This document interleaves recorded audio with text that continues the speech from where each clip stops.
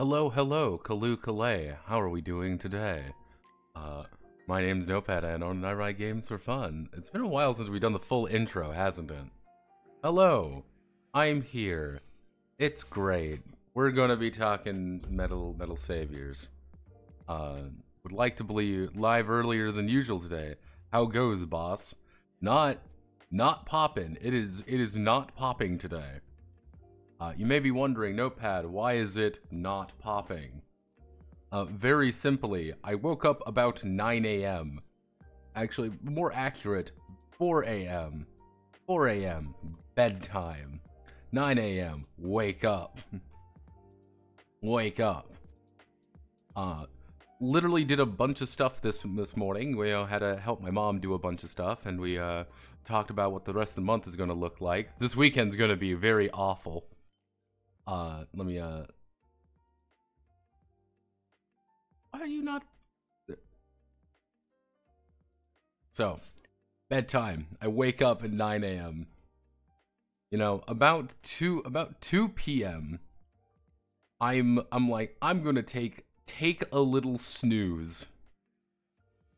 I'm just gonna put on my little cap and being like, oh, I'm just gonna sleep for I'm gonna take a little 30-minute nap.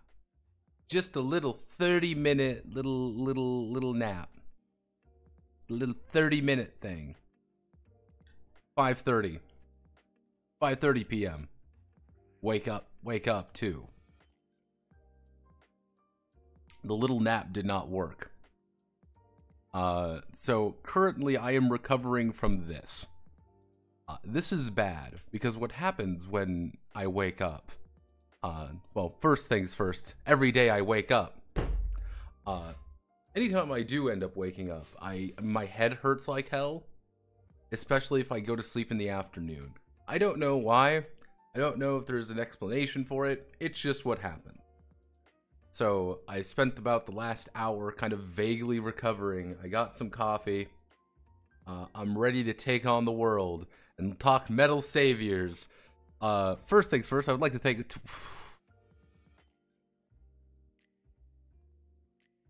Okay, we're gonna talk about names real fast. What the fuck is this? What the fuck is this? What the fuck is this, man? Broski, we gotta talk about this. Is this like 12... Like, like Ulbe? Like, is it 12-12-bay? 12-12-bay? Is that how you pronounce it? Your name's gonna be 12 from now on. I'm sorry, that's just your name now. It's 12, not 12-12-bay. Sounds like I'm trying to invoke an ancient demon. Ah, you know, I summoned thee, 12-12-bay. Then I get my soul eaten and Hellboy has to shoot me or something. No, we gotta talk names.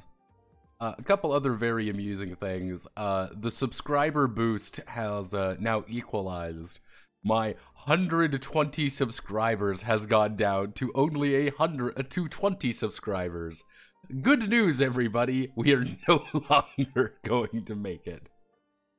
Yes, we are now normal human beings again. This is good. This is a good thing that we're normal human beings. Outside of that, we do have some funny news. My favorite game of all time, DC-20, has successfully breached the $2 million threshold. And with 5 hours to go, there's a non-zero chance it hits 2.2. My original guesstimate was 1.75, blew past that, I'm like, it's gonna hit 1.9. And now we're at 2.15. I mean, this is bonkers. And it's going to be amazing, because I need to know. I have to know what the I don't think people quite understand how excited I am for this game. I'm so excited, because what I'm going to do with all of these games, all of these OGL babies, is that I'm going to create a white human fighter named John Fighter, and I am going to compare all of them, including one D&D. Gonna do the whole shebang. It's gonna be amazing. And I want you to know, this is important.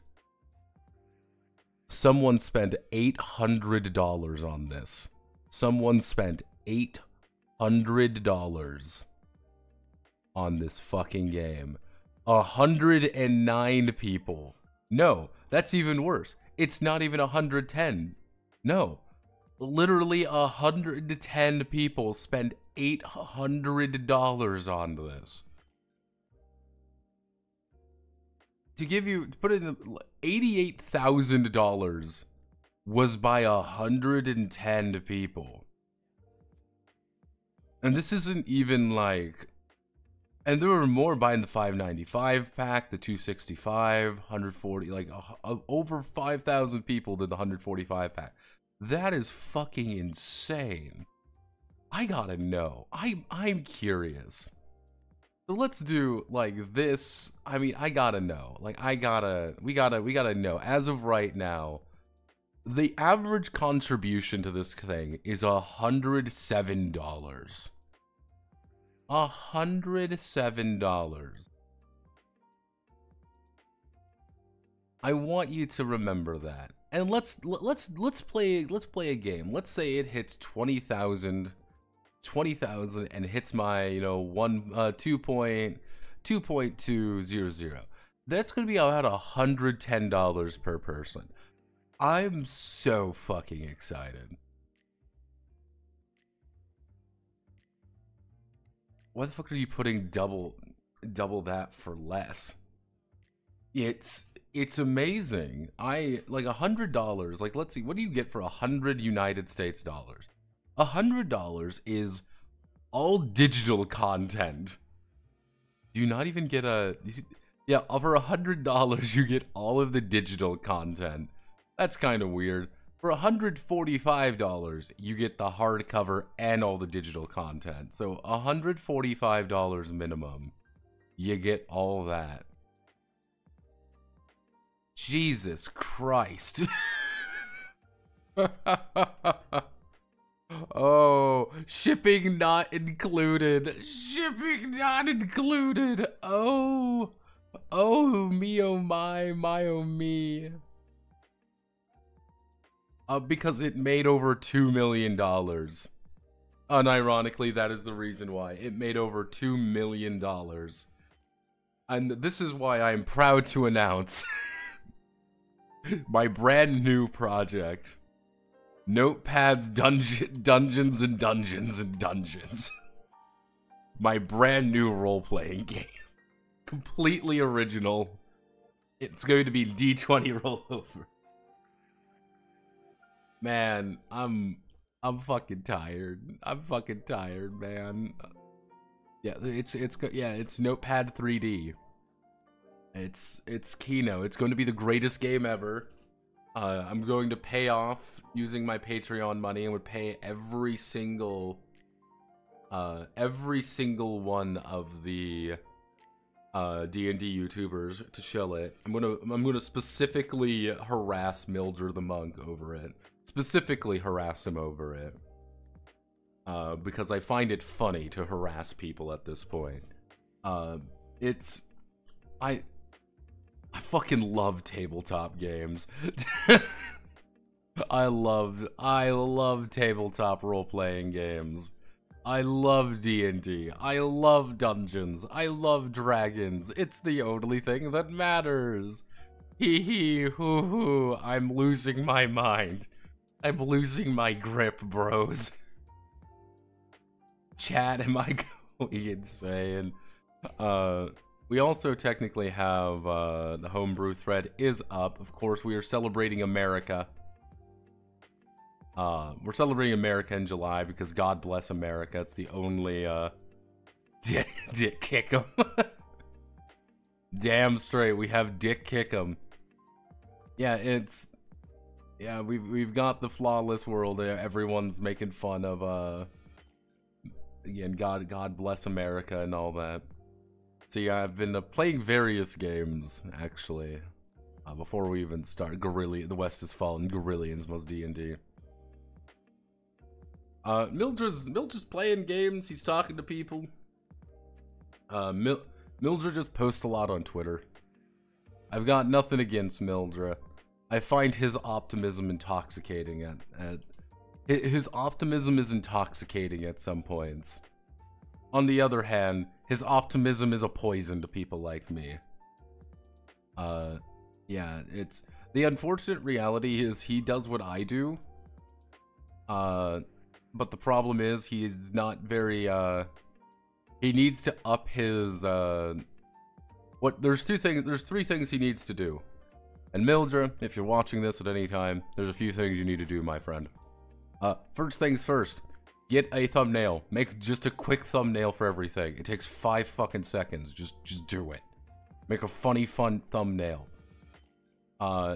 2, make it like put the large ass content in other places.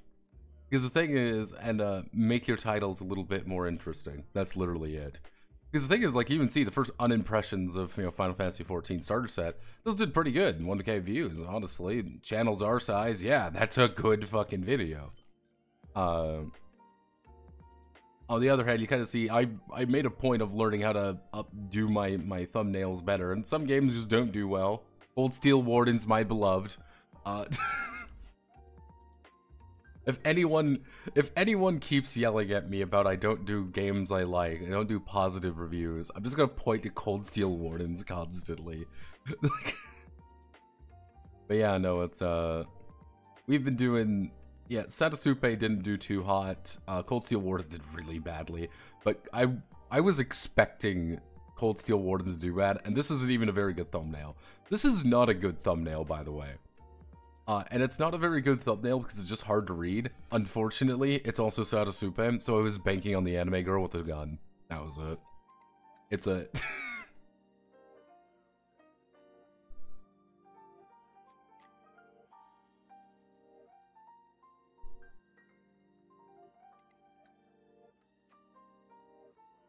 Yeah, that's kind of the thing is, he's very well spoken, and he's got that podcast voice. And the thing is, that's great. That's really great. If you have a good podcast voice, just to put it on in the background and just let it go, that's great. Second monitor content is great content in my book. The problem is, you really need to make interesting second monitor content, not just talk. I try to, like, even when I do, like, the really long, like, 6-hour Nightmare streams, I at least try to, like, get people involved and talk with them to just make comments on things. But even there, for a lot of it, I do make some of those videos almost exclusively to just be second monitor stuff. I'm okay with that. That's perfectly reasonable in my book. But it's been 15 minutes in, and we haven't even looked at the game. So yes, hello, welcome to making tabletop role-playing games with Notepad on. A few things. Fixed how skills look. That's the big thing. Fix how skills work. Look. 2, I made federal pilots feel a little better.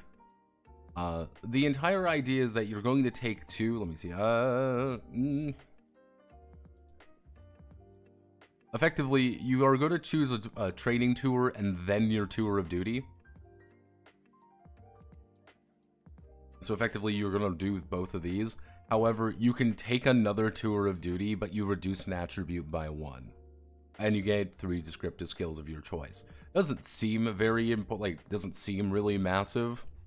But it's kind of like, hey, if you stay in the service long enough, you're going to get some, benefits.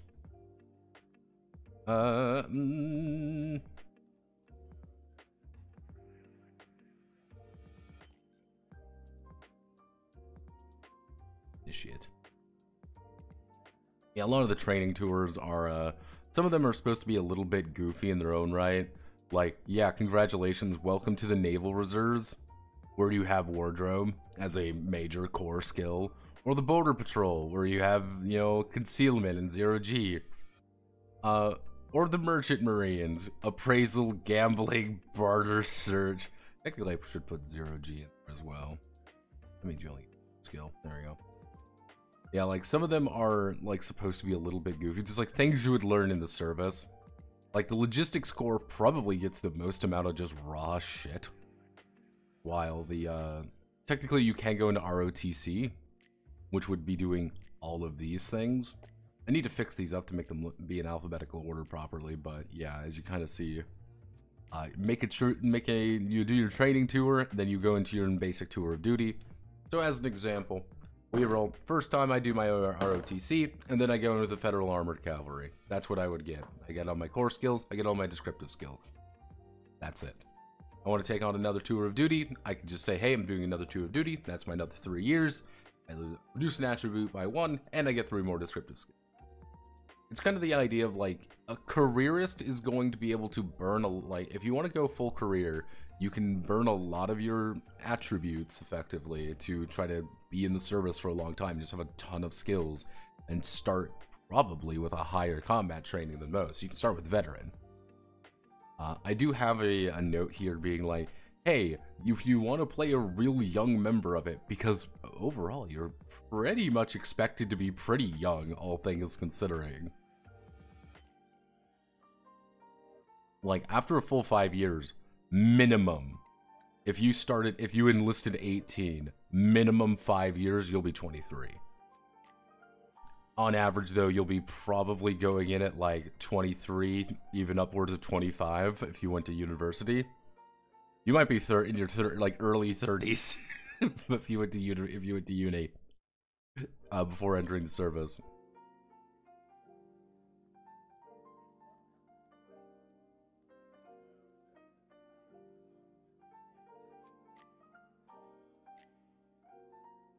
I love it. I love how it's called second monitor content. This is if 90% of people have a second monitor. Yeah, I ever since I heard the term background, like second monitor content, like that's the best way to describe some of these things.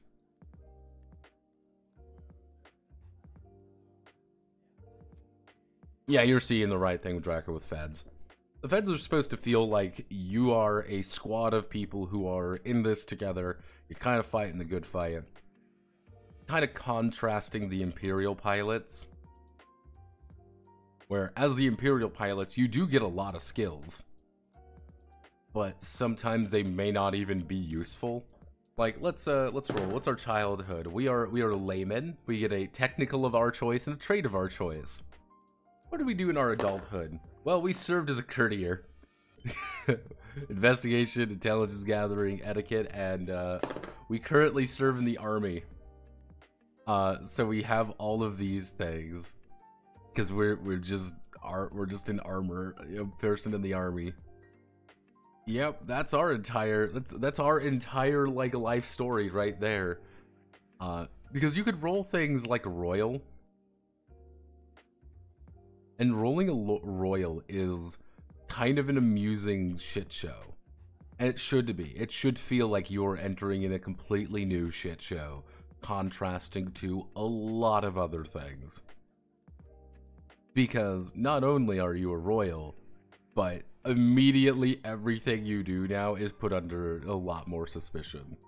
You're gonna get stabbed in the back by your friend in the Imperial on Catan. You're gonna get shot at by locals on accident for the Feds. That's kind of the difference.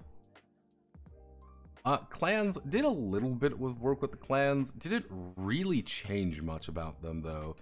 Their main gimmick is that they have open core skills. And I'm okay with the idea that, you know, they roll their background, they get us a bunch of core skills, and that's just their thing. They have a lot of different groups, punk, salesmen, they have a bunch of basic combat training stuff to kind of play around with. And they can kind of improve themselves in a variety of different ways very, very easily. On the other hand, you are also playing a person who is universally hated by most people outside of your immediate thing. Right here, playing Imperials and Feds, it's an opera. Mercenaries, an episodic serial. Clans are a TV drama. Still don't quite know how I want to do mercs and free fighters and things like that. I have the idea in my head.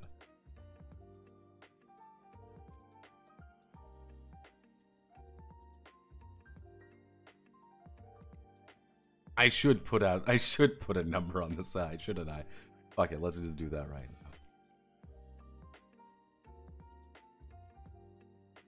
We'll do that. It's not perfect looking, like, actually here. I've been having a unique set of problems with tables recently because I've been doing Affinity. I've been doing Affinity stuff. And Affinity 2, here's the thing. Affinity 2 is objectively better than Affinity 1. That's the thing you gotta understand. It is objectively better. The problem is, it's different, and I don't like it because it's different. It is something that is incorrect, and I am scared of it because it's incorrect, all my muscle memory doesn't work properly. And I'm like, oh god, I'm clicking on things I shouldn't, and then things break, and then I feel dumb. Luckily for everyone involved, I am dumb. Let's see. Domestic skills. I'm hoping that redoing the skills to look like this kind of helps give people a better idea of how they're supposed to work. I probably will need to rewrite the descriptions. I'm going to keep the descriptions as is because they make sense to me. Some skills got removed. Guten Morgen. Snag, gonna have Merc, Street Fighters could be cool. Like, I keep going back and forth on it. That's my biggest issue, honestly, with the Mercs. Because it's like, oh, well, we can make them like free blades, you know, we can make them like that, but then it's like, well, does that really work properly? I'm like, that's not working quite right. I'm like, and it's that kind of that constant back and forth with it, that one day I'm just gonna sit down. Effectively, the idea behind the mercenary company would be something more like Front Mission, if that makes sense. It would be something more like the Front Mission series, or it would be you are a bunch of mercs.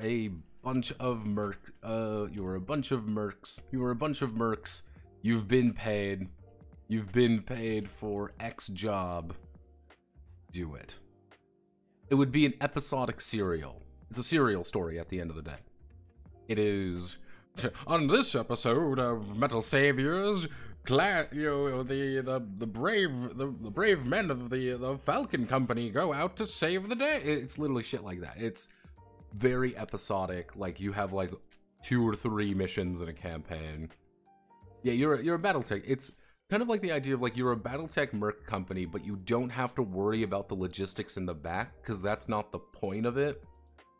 It's kind of like in it was kind of like in Cowboy Bebop, for example. One of the things in Cowboy Bebop, for example, is technically they're bounty hunters, but they never worry about money really because that's not really the point. The point isn't money, it's to incite them to do something. That would be the idea there. The money isn't important, it's the idea that you're just doing something. You just have to, there would have to be rules in place to allow mercenary stuff. That would be the catch. I have a few ideas how to do it. So Metal Gear, based on which part? Well, fun thing about the title, originally I was going to use Metal Gear Acid's soundtrack. For those who don't know what Metal Gear Acid is, Metal Gear Acid's a fucking trip. It's a very weird game, and I have weird memories of playing Metal Gear Acid. I don't know why I have memories of playing Metal Gear Acid, but I do have a memory of it. And I was looking for music to start it, and I found there was a track called Verse Metal Gear. I was like, yeah, I'll use that. But then I decided against it, and went with Ring of Red. Yeah, good old... It had a very different... Metal Gear Acid had a very different look. And I kinda dig it. Not gonna lie, I kinda dig Metal Gear Acid's... I don't even know what the fuck you would call this. Acid 2 Snake is the only Snake to have normal friends.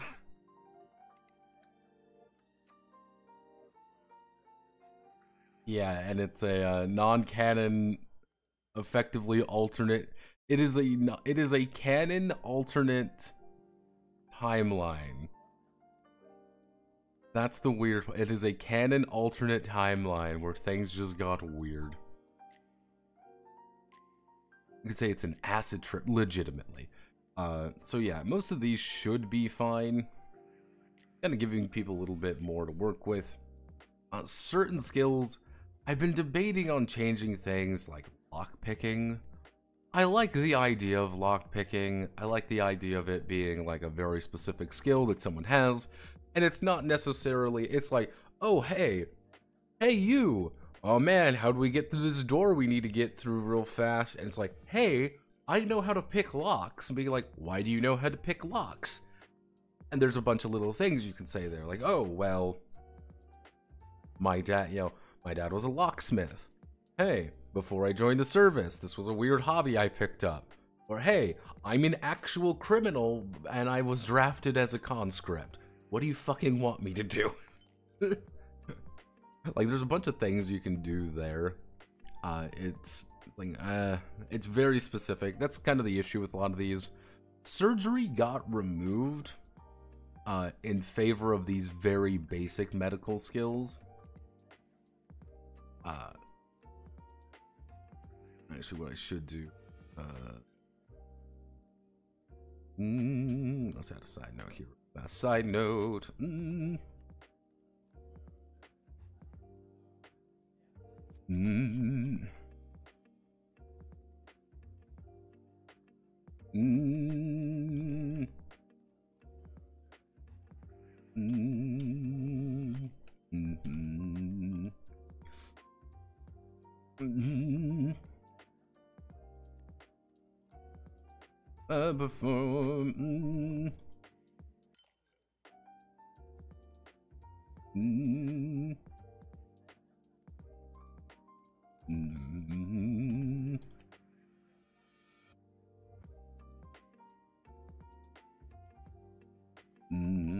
Let's see if they are successful.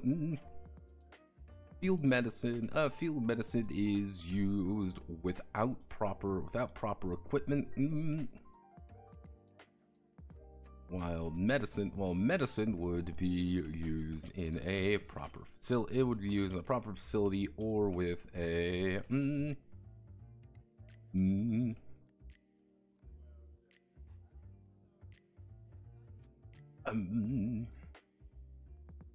veterinary may be used on people, with a -20 with a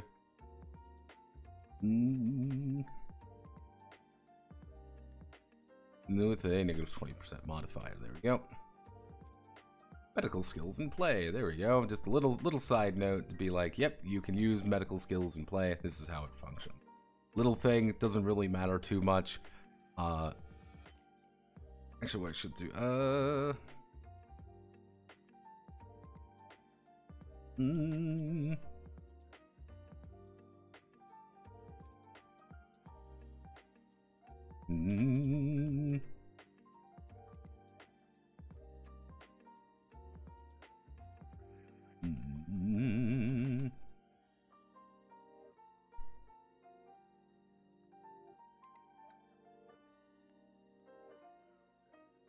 medicine skill check.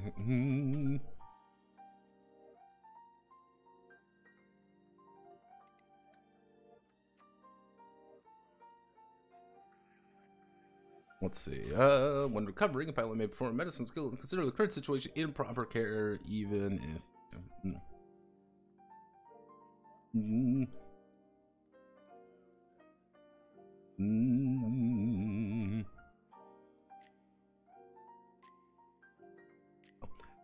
Effectively, the main difference is field medicine is you're bleeding out in the field. I'm going to rush over to you, bandage you as fast as I can, and drag your ass out.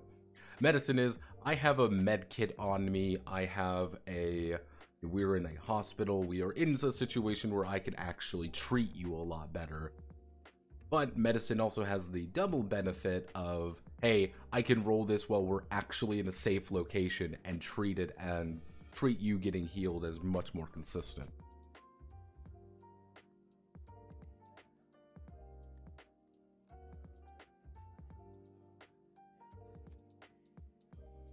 I was about. Do you know how many times Maid loses the keys? Oh yeah, you did mention the game.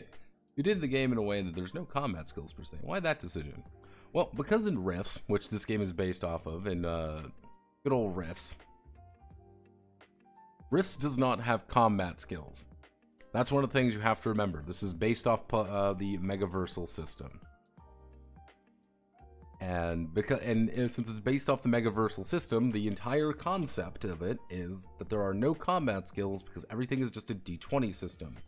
Having a combat skill effectively means that you know how to use a weapon. That's all that it is. You are better suited for it. It's not difficult to pull the trigger on a gun. It's not very difficult to. No one's going to, accidentally being like, I don't know what a shotgun does. Pfft, oh no. On the other hand, a person who has zero idea how the fuck to use a gun is not going to be as good with it as someone who is very trained in it. That's kind of the, that's why skills are technically under like weapon proficiency is under a training rather than a strict, percentage skill. Let's see. Technically, 0G is considered to be a military skill, people skills.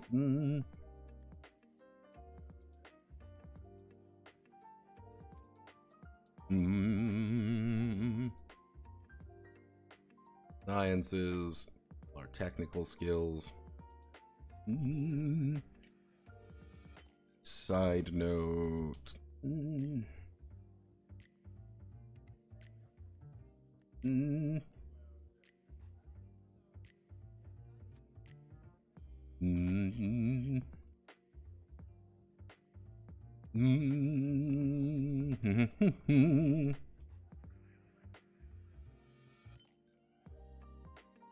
That a pilot may have access to.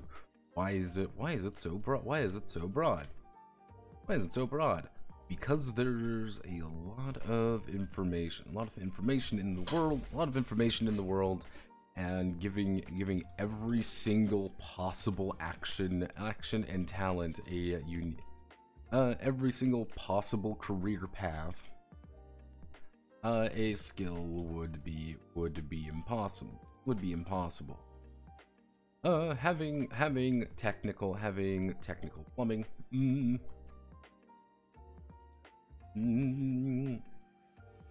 Plumbing doubles as in action to diagnose and fix. Actually, having technical, what would be a good technical? Actually,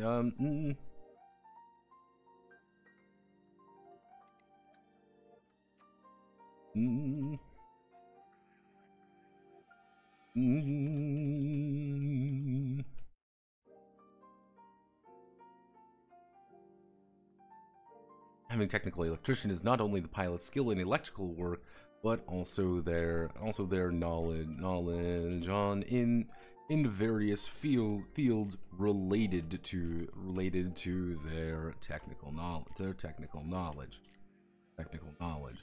It's broad.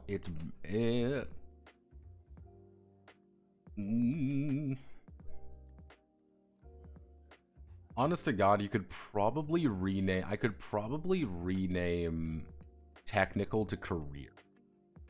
I could unironically probably change this, like, just career, being like like knowledge and information on your career, but on the other hand, I feel like that would also kind of limit it in a weird way. And there's a couple things there.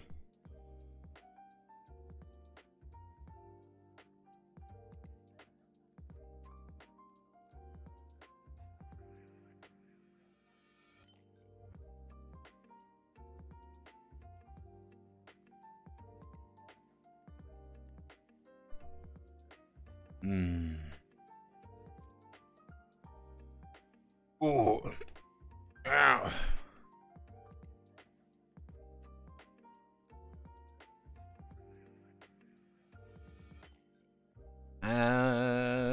ATB skill.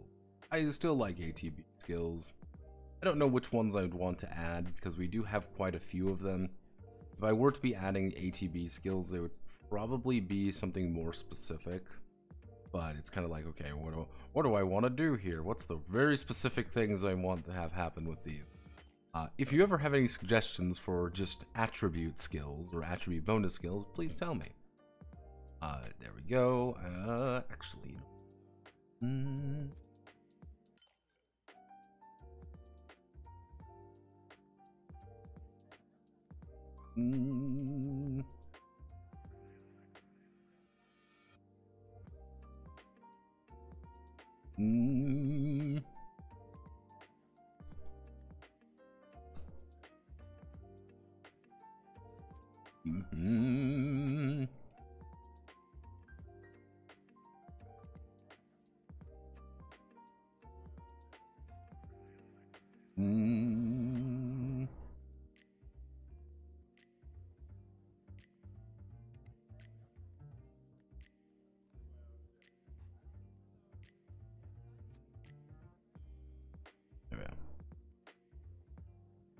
So, yeah, combat. The thing with combat training as well is literally how many actions you have per round, which is fucking bonkers.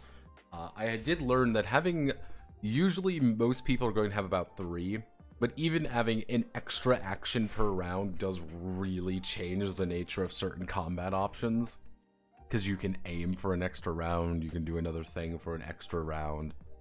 A lot of little things.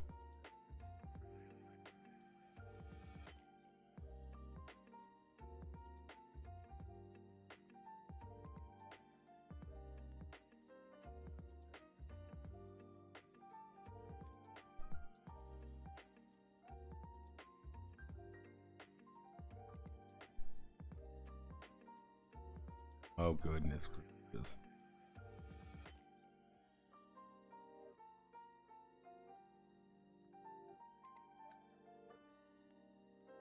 Me oh my oh me.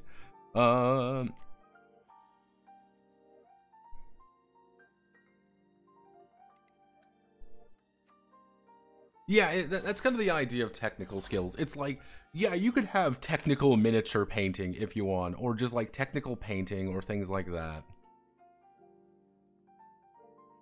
If I were to do it, it would be, you have a hobby skill, you have a hobby which starts lower but builds faster, then you have a career skill which starts higher but builds slower. But that's really specific. That's kind of like that's very much a hemming and hawing idea. Like if someone asks about it, I would probably like maybe change it, but yeah. And here is descriptive skill.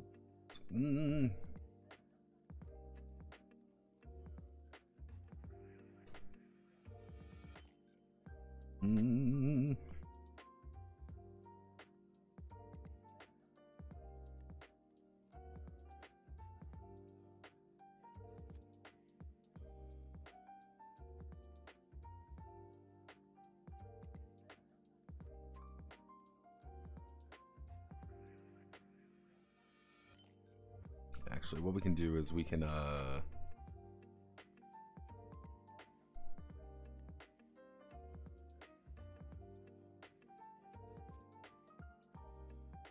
we are.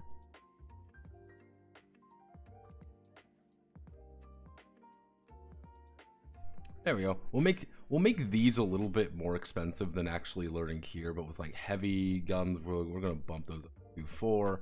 But yeah, no, it's unarmed. Hey, do you know how to use a bow and cross? Do you know how difficult it is to use a bow or a crossbow, modern-wise? Very weird. It's not like, yeah, the idea isn't very hard, but it's just kind of a weird technical skill to actually be a good archer. And in the military, having the ability to, you know, have a revolver is a little bit more handy. Like, oh man, I gotta go fucking Rambo on these guys. That's why they cost a little bit more descriptive-wise. And I'm okay with heavy military weapons being like, yeah, these cost a little bit more than your traditional guns, because this is something like, hey, I worked here, I know how to operate these kind of things.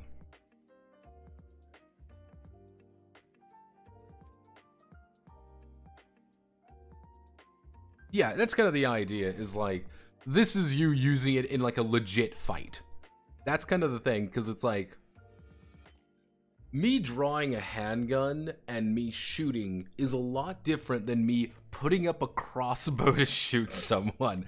Very different. That's something that I could probably change in other games, though.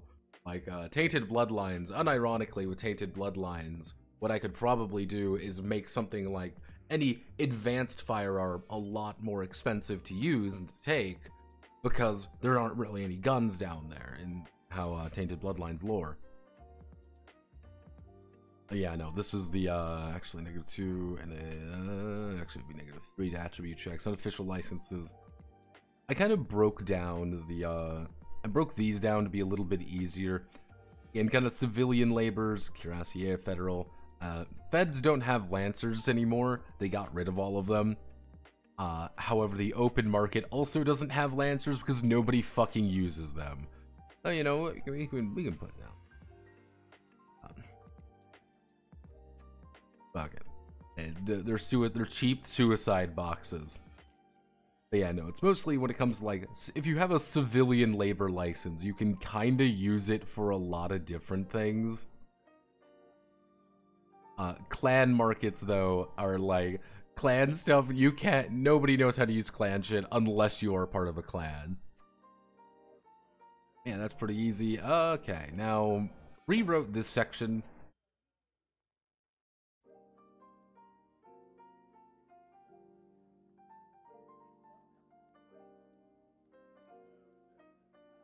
Oh, also odd the clan only have 2 types. Well, the thing is with clans, this is the big thing. Instead of having a different license for cuirassiers, dragoons, hussars, lancers, and things like that, the clan defense force covers all of them at once, but it's only for their clan. That's the idea. The clan having a clan defense force license means that you damn well know how to pilot every single cav in the clan. Every single one you know how to use. Because that's just how they operate. They don't need that many.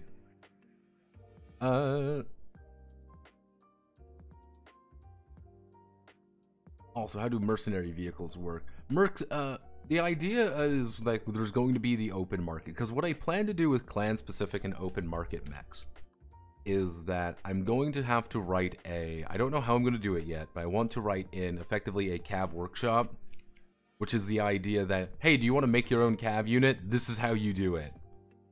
And it was going to be like, Imperials follow these rules. If you want to make an Imperial cav unit, you must follow these exact rules and these exact ways of doing things. Because this is their standards. Federals have to follow these exact standards, even like, you have to use one of the companies. This is how the companies do it. The clan-specific and the open market ones technically follow the same rules, except the clan ones are just infinitely fucking better.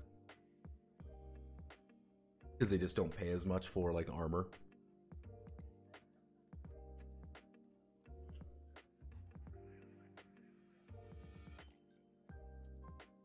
So,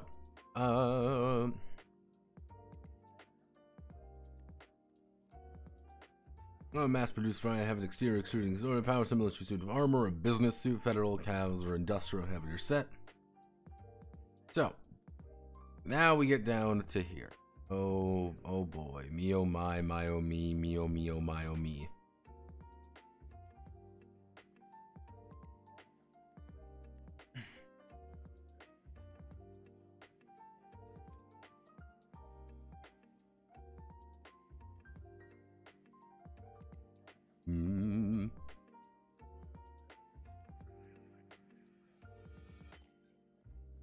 Yeah, I want to make my own, fit the, yeah, exactly. Just like, are you qualified for the open market? Yes, get in the mech, Shinji.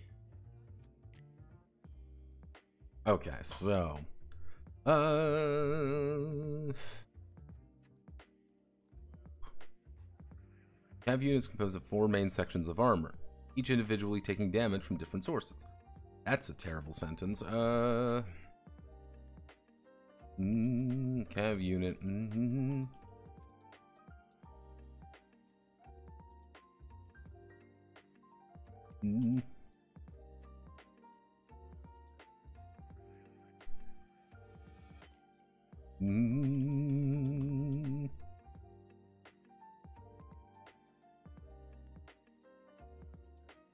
Take damage from a variety of different sources and situations. The torso acts as the cockpit, allowing the pilot to maneuver and operate the cav, lightly illuminated by sensor screens and simple built-in lights. Cav torso also contains oh jeez.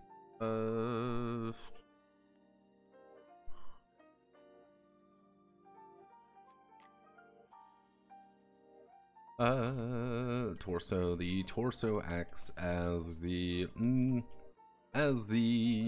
cav unit's cockpit, allowing the pilot to maneuver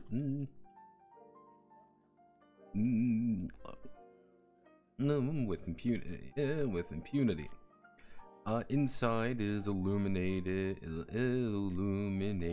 by the dull that'd be a good word for dull light.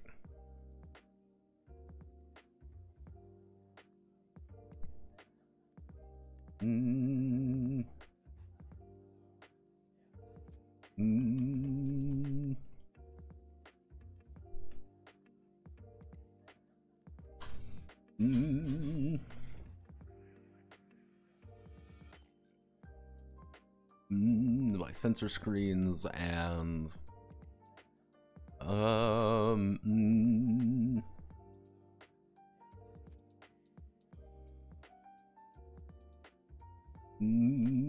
diagnostic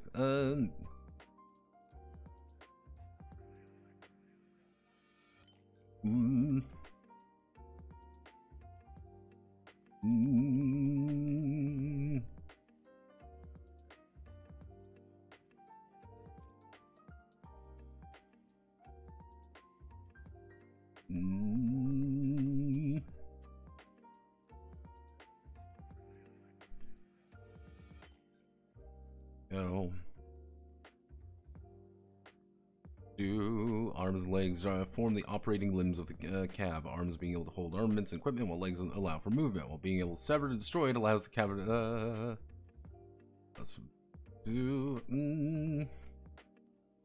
Cav units are designed to maintain operation as long.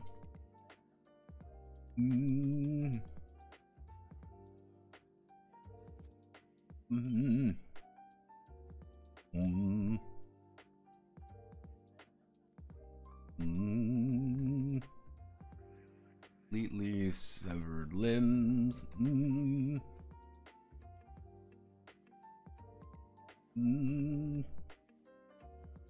Let's see. As long as the source will remain functional. No, let's see. Units.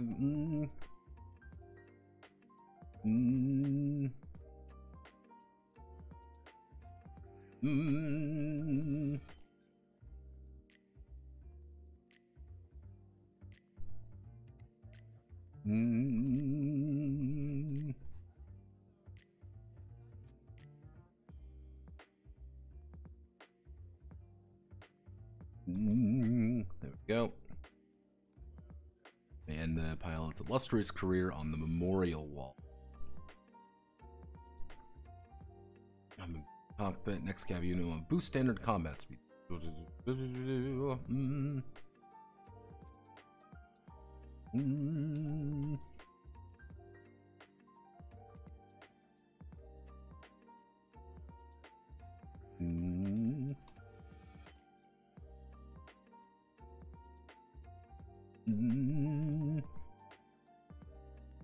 Standard.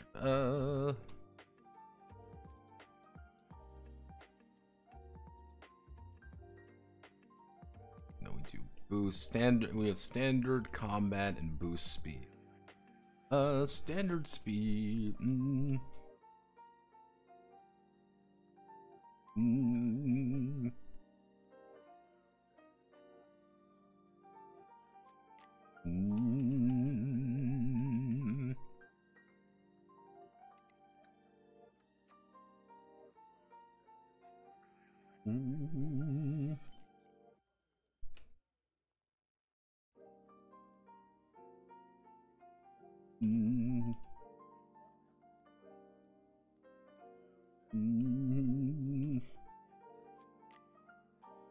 Engage in the combat speed.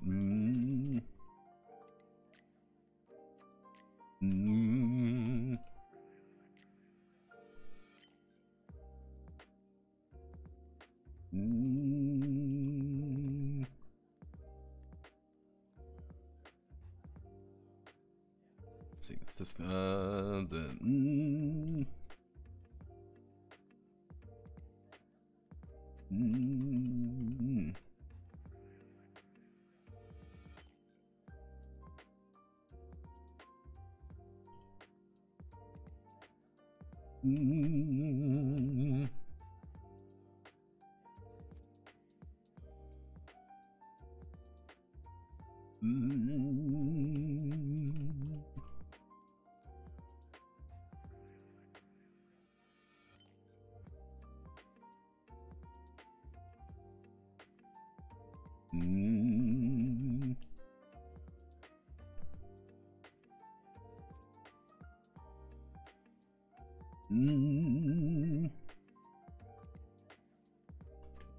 into the reactor.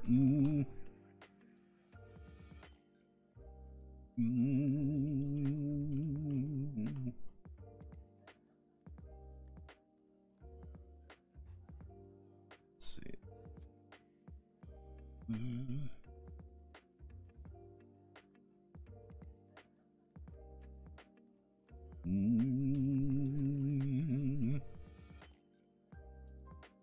Positioning with speed. Sign weight limit representing the amount of gear supplies and wheeling. Well, the armor can equip before the support itself. Class cameo in terms of. Side note: cab shoes. Cab units are feet are shoes. Scale. Okay.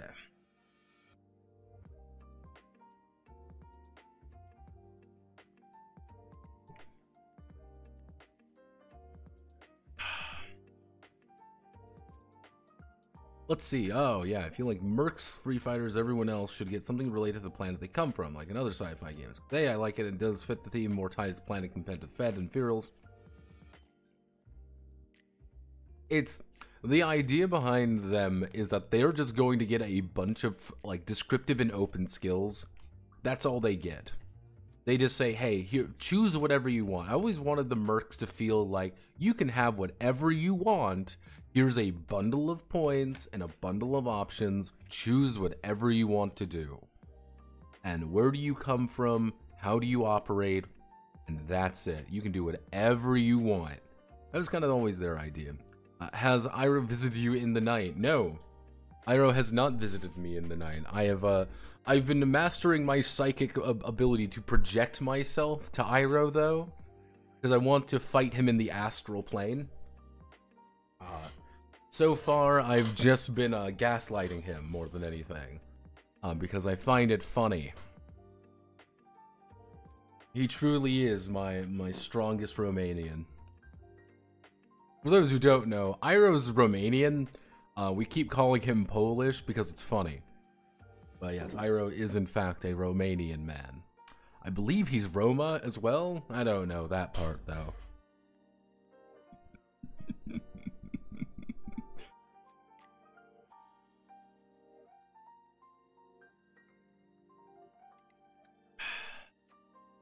I spread misinformation on purpose.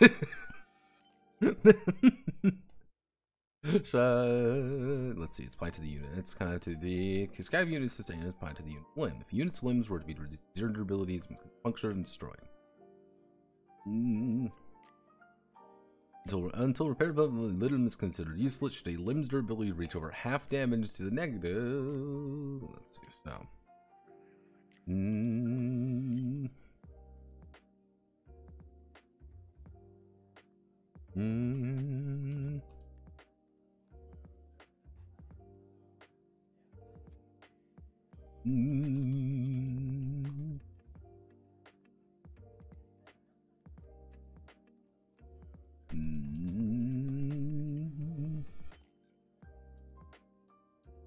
for being disabled.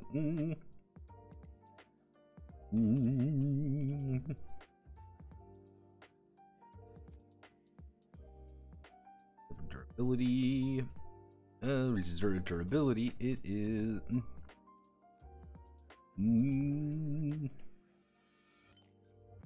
It is considered disabled and.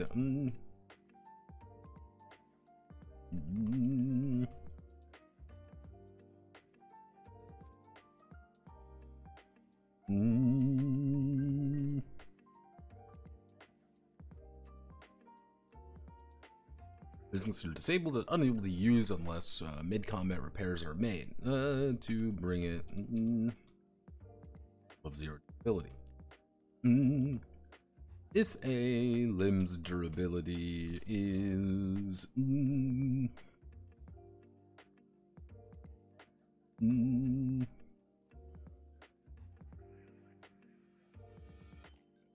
exceeds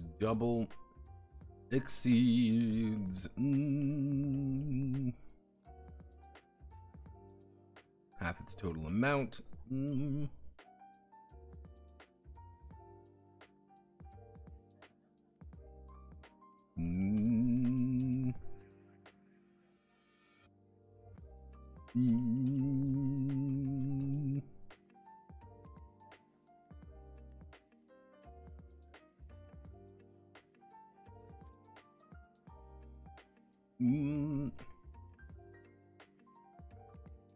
Is either completely destroyed or its total amount is just so. This where what we can do actually. Why don't we do table like this? And then we do.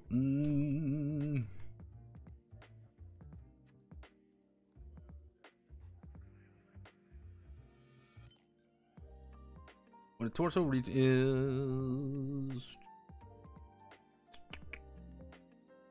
when the torso is reduced to 0 durability. Actually, so,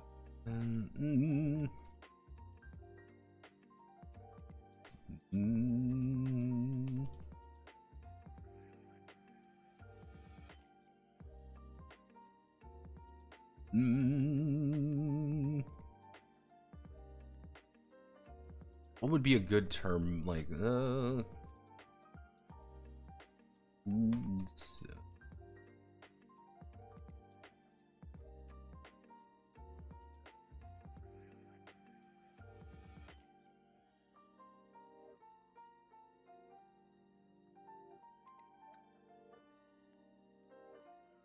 don't know whether it's Romanian or a Polak.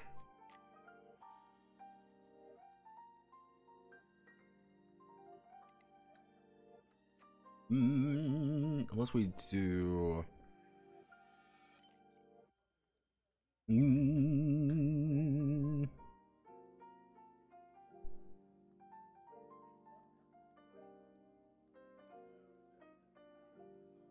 trying to think of like a good word for this because we're already using disabled up here. So actually,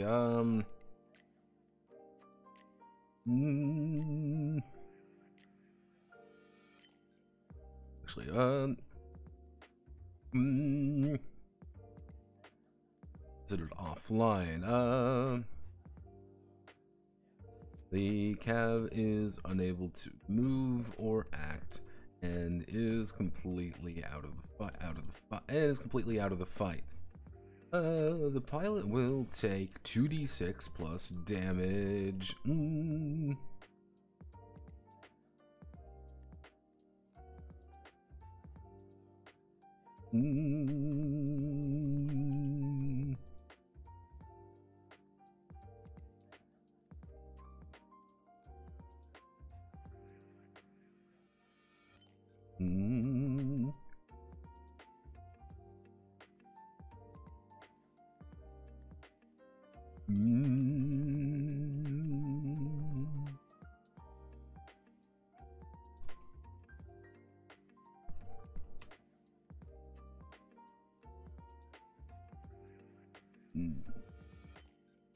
As torso edge. Mm.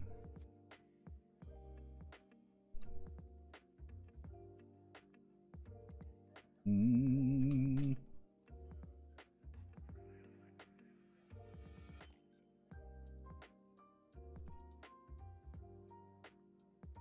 Mm.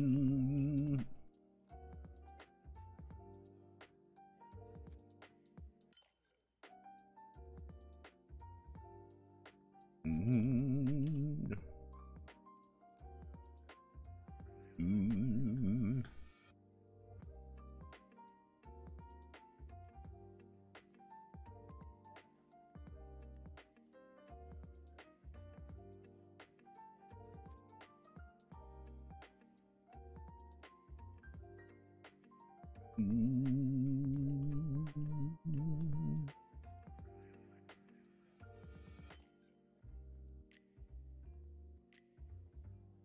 Mm. Whatever's being held in the arm drops to the ground. Mm.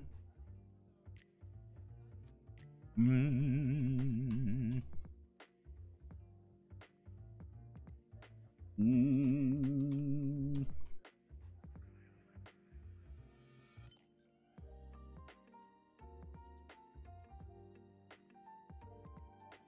Mm.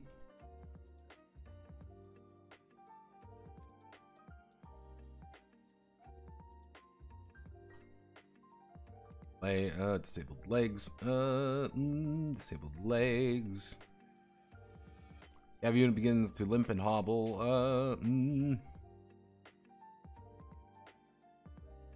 They reduce combat speed by half, rounded down. All attackers have +5 to hit the limping unit.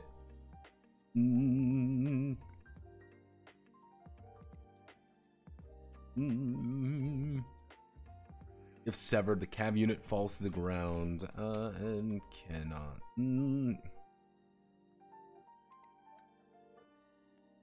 Go, and then we do reactor destruction.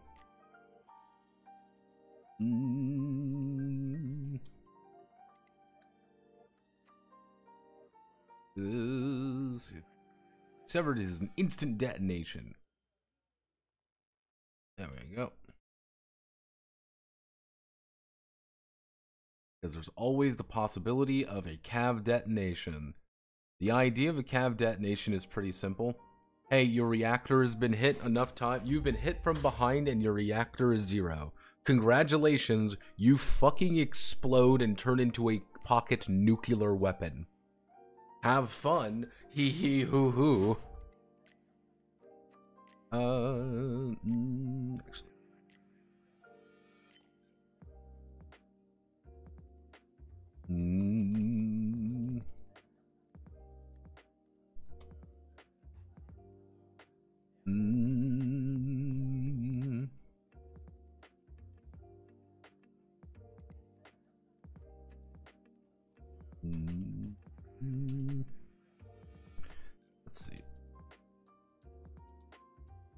Let's see. Should cav unit have the reactor disabled due to enemy fire?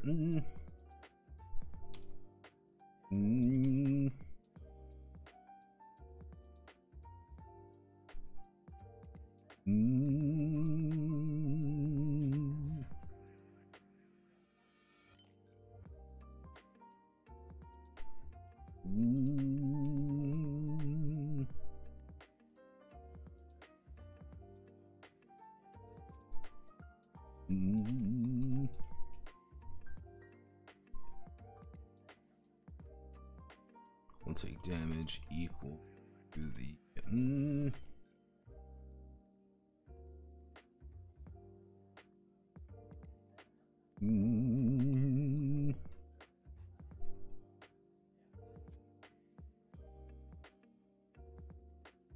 under most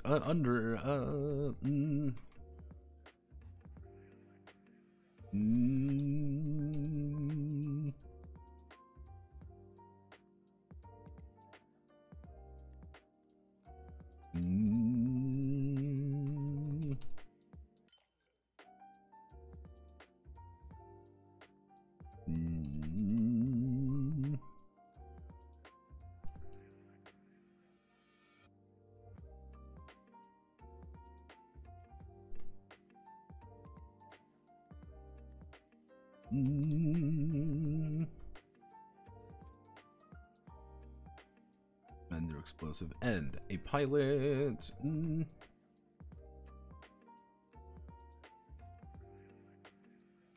Let's see. Manually trigger a.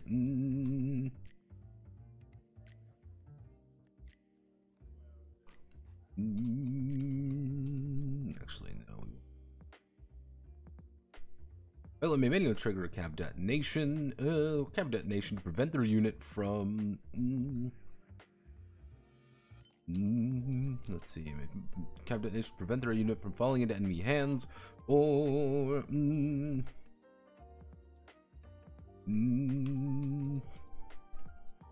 Wouldn't go into Blaze of Glory. Let's. Three. Are you? No. How are you heading 3? Let's see.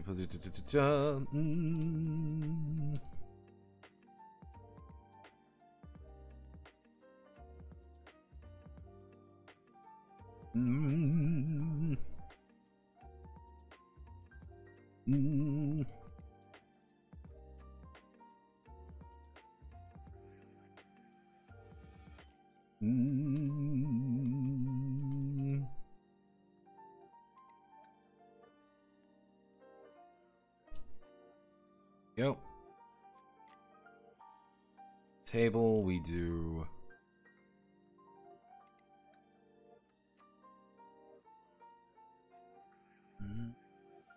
Actually, we need. Technically, we need to do a. That. No, we need to do 6. We need to do 6 of these, so then we need to do. Cuirassier, 8010, Cuirassier, Dragoon, Dragoon, Rune 88, Hussar 86, Lancer 10d6, Labor, which is going to only deal 5d6.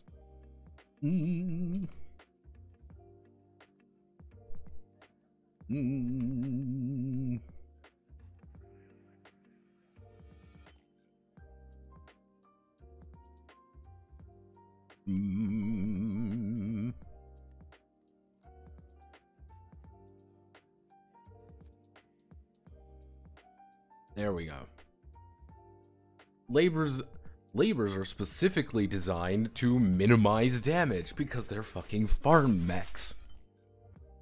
They still can explode catastrophically, but the entire idea is that they're supposed to minimize the explosive payload going out. Because all it is, hey, my car has exploded. Uh-oh.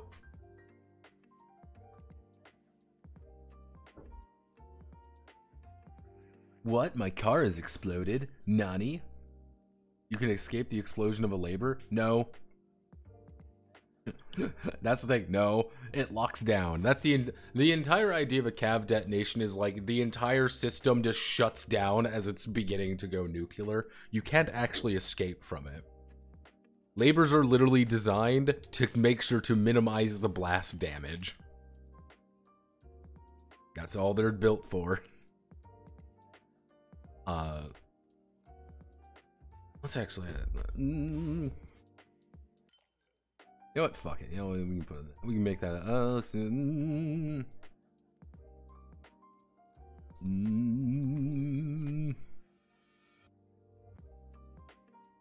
Actually.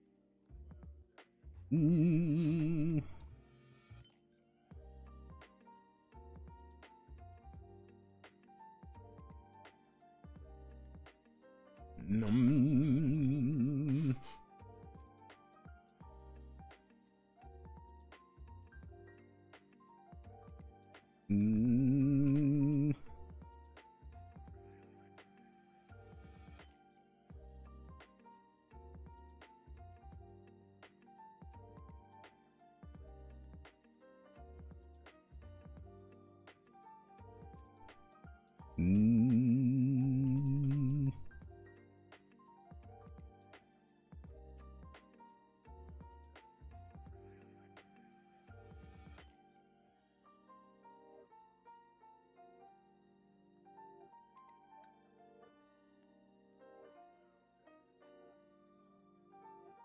There we go, with faultier labors undergoing false meltdowns, only to throw the pilot haphazardly around.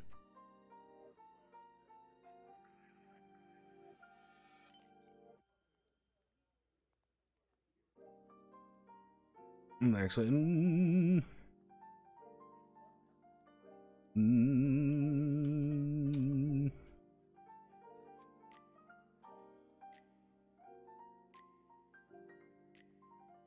However, should a reactor meltdown occur, the forcibly ejected.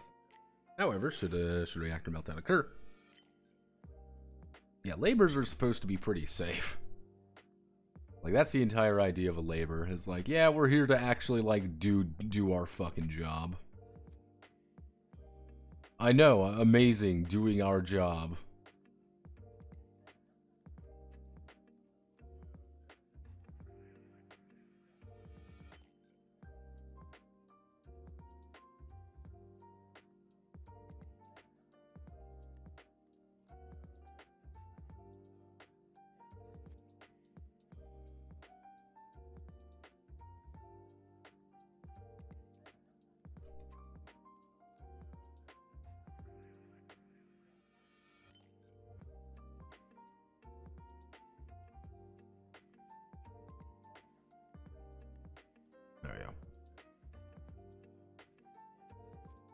Sentences a Californian would never understand. You could fuck around with a bunch of labors that are used by a bunch of insurrectionists or militias so they get ejected from their mech when they fight with them. Yeah, and it's like, that's kind of the thing with, like, fighting against a labor unit is not very threatening. However, there's something very important about fighting against a labor unit. Is that, as a military cav, you're entirely built around doing that. On the other hand, I want you to imagine something. You and 5 of your friends are going to steal Farmer John, you are going to steal Farmer John's shit. You walk onto his property. We're going to steal your shit, Farmer John, and it's you and your 5 friends haphazardly moving around like your Homestar Runner. Then, the lights go on in the middle of the night. Farmer John, buzzsaw in hand, looks down at you. Looks down at you with his giant cav unit. The look of you can't see his face, but you sense malice. Hunt, and it's like, yeah, run away from something that can move faster than you and you cannot hurt. That's always like the gap, is like, oh hey, there's something that can, like, I'm gonna shoot it with this like handgun I have. Yeah, this is a logging cav. Yeah. Yeah, like, yeah, a cav is a big, like, even like an insurrectionist having a cav unit poorly set up is still a major force changer. That was actually a big thing that in the sample campaign that happened a lot, is that there were a bunch of really cheap, shitty cavs that a bunch of insurrectionists were using. And it wasn't the fact that they were dangerous, it was that there was a lot of them. And they were cheap, easy, and they could mulch infantry. And so the infantry had to keep back and wait for the players to kind of take care of the cavs, kind of preventing passage. Because the big thing with labors is it's not like they can't pick up a cav-sized gun either. A planet that's been in a war zone for a long time is probably going to have some Mad Max looking fucking labors. Because they're just going to start, welding shit to it. And, hey, doesn't matter if you're in a fancy, 100 grunts can do a lot of work. It's 100 shitty labor cavs can do a lot. Because imagine you're a bunch of miners, and you have about, 200 mining calves. Imagine 200 calves designed to punch their way through mountains. Mountains are designed to punch a way through asteroid belts, and suddenly they have guns. it doesn't matter if they're going to eject you out if they get, you know, you take too much damage. Yeah, we know these things back and front. We're not here to fight that. We're here because we can overwhelm you effectively with firepower. You can't send in grunts to fight us, just like normal guys, because they're going to get cut down. You have to send in a cav squad, which a full functional military cav squad can really wipe the floor with a bunch of these guys. On the other hand, Big John in the mining cav has got a fucking, you know, makeshift cannon that he does, and oh hey, he shot one and it explodes and they die. Hee hee hoo hoo, fuck you, imp. Yo, fuck you, imp, and your $1 million mech.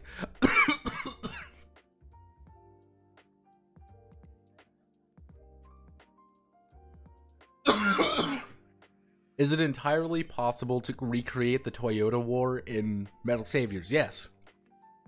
And that was always the point. You can recreate effectively the Toyota War in this game.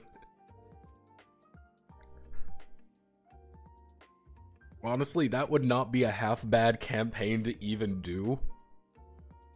Is just like, oh hey, you are a bunch of you're a federal, you know, battalion, like embedded with a bunch of rebels trying your best to kind of fight it, and you realize they're winning somewhat because they just have cavs built for this shitty desert planet. Like, that's kind of the idea. This is a shitty desert planet built for these cavs. Or if you want a nightmare scenario, you're a bunch of Imperials in the nightmare desert territory against a bunch of shitty Toyota cav units. Oh my god, look everyone, it's my Toyota Camry as a giant mech. Fuck. Ooh, give me 1 second. Ooh.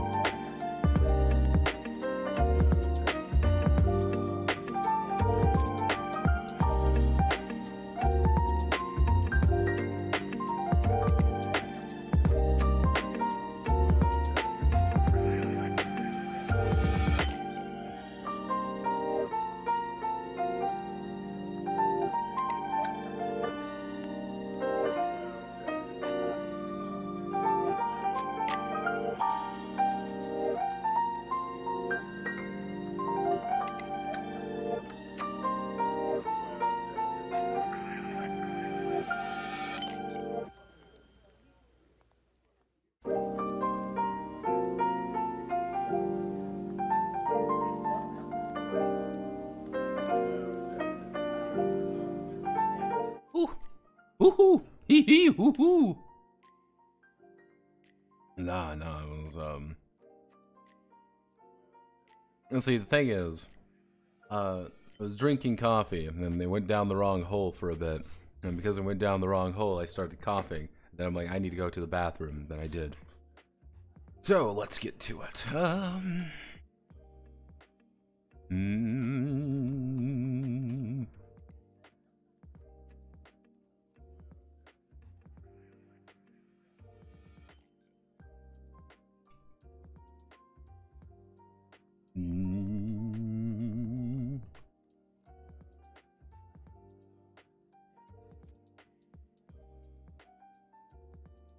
Mm.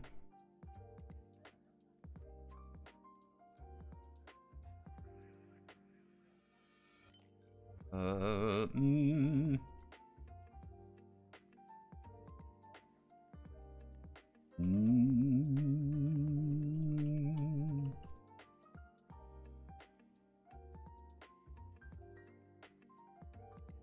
Mm. Mm. Are unlocked, allowing.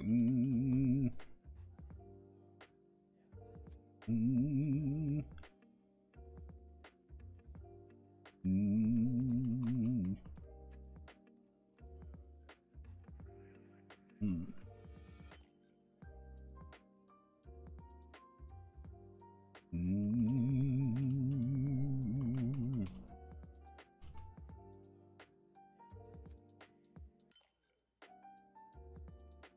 Mm.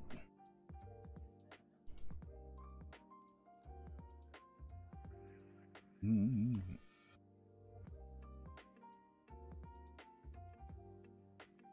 However, in combat speed, there are three. However, in combat speed, there are three subspeeds.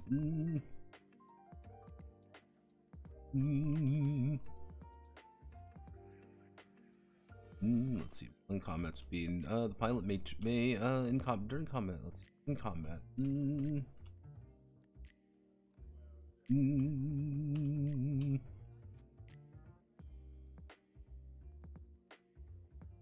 see. Three separate modes of travel to fit the current situation.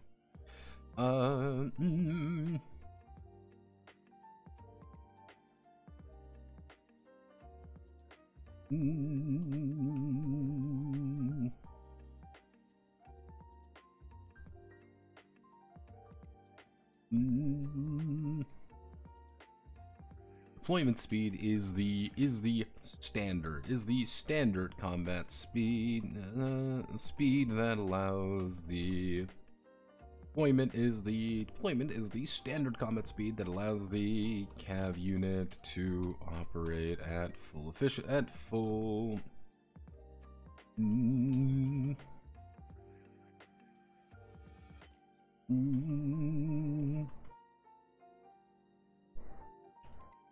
unimpeded. However, with the reactor flaring,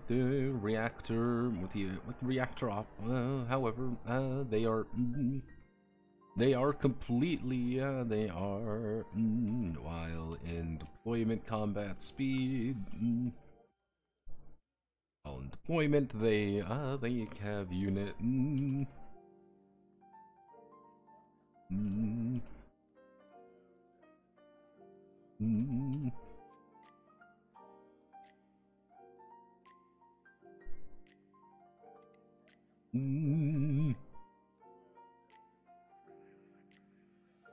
Let's see. Deployment cav unit can be picked up on centers fully.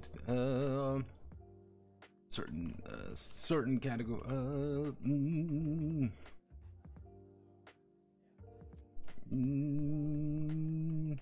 Deployment is standard terminology. Let's see. Deployment is.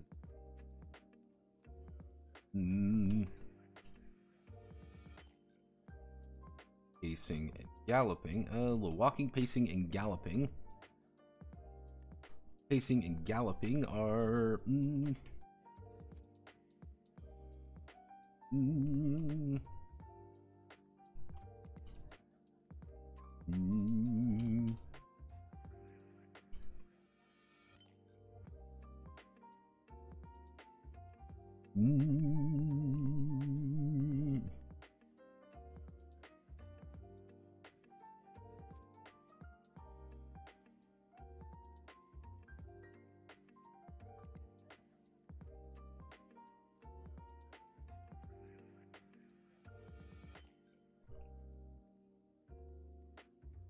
Imperial Conquistador is galloping in the north, intercept them. There we go. That's kind of the idea. Yeah, it's Originally, in the original version of the game, the walking, pacing, and galloping and things like that, these were actual like combat speeds because you would have to shift up and down.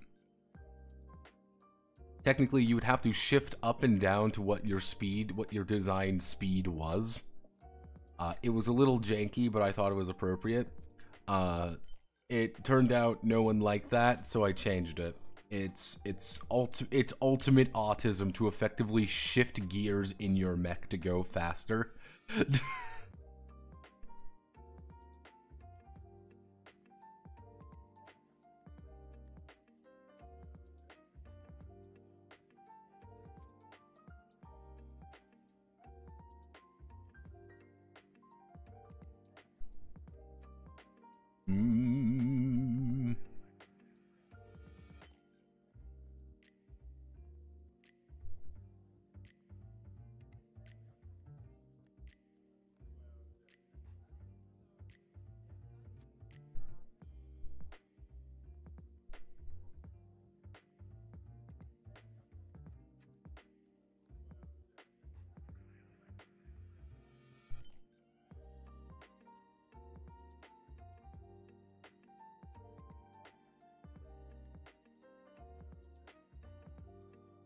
Remember momentum tracking? Oh yeah, baby. How can we forget momentum tracking? Ah! Let's see. In combat speed, the pilot may toggle between 3 seconds the travel and fit the current situation. Standards. Picked up on sensors.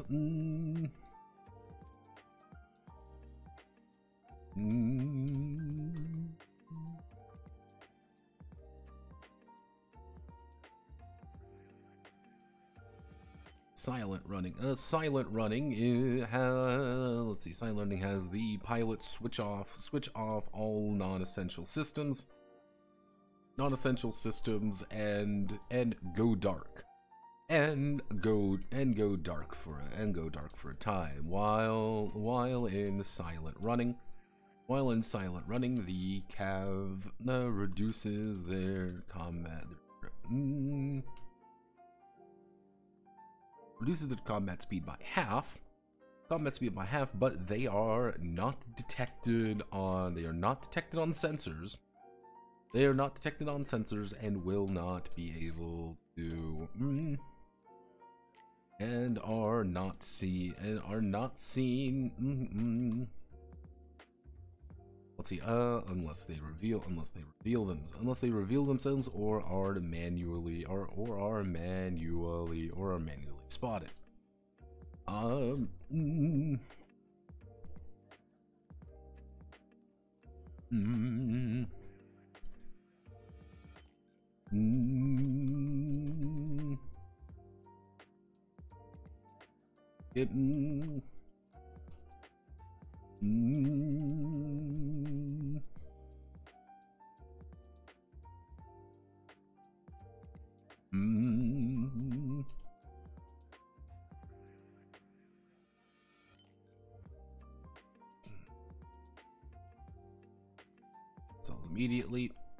Presenting themselves immediately. Finally, boost speed. Boost speed is pouring.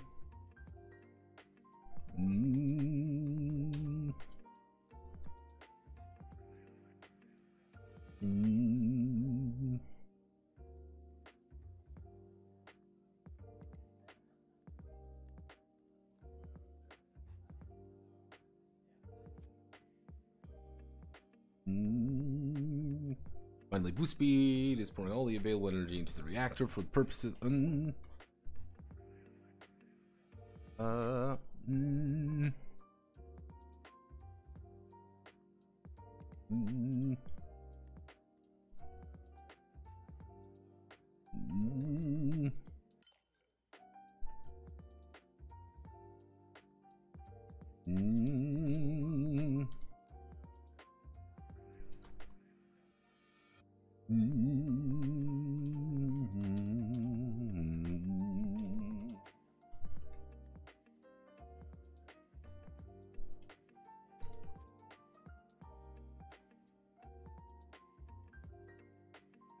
Mm.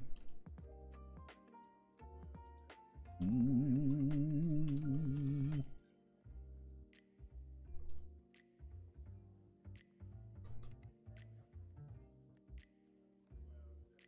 Mm.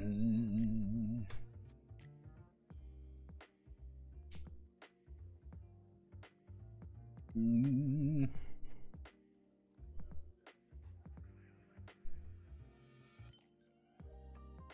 Mm.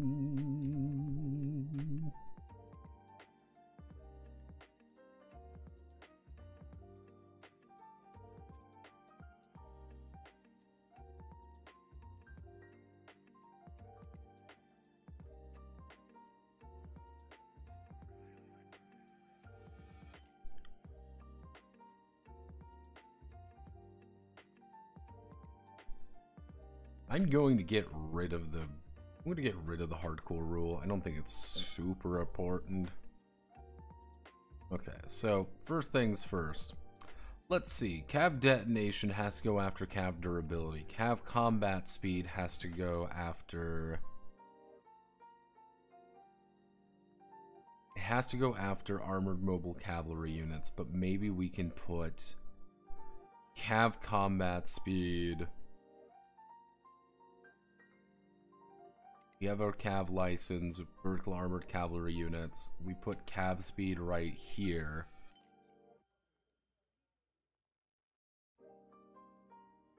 We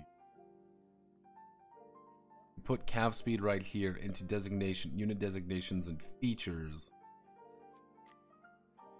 Actually, this would be cav.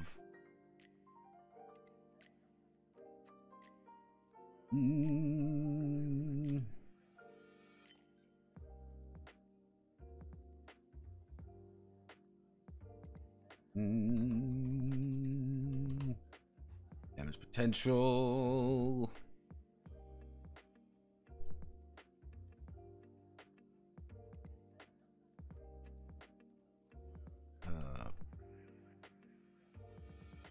You need to do this. We need to put you right here. Caveat, designation, and features. Then we put cav combat speed here into cav durability, into cav detonation. Then we talk about the I guess we have to explain MSR earlier as well. Where the fuck do we put MSR? We don't explain MSR very well, so maybe we need to put combat speed, cav durability, cav detonation.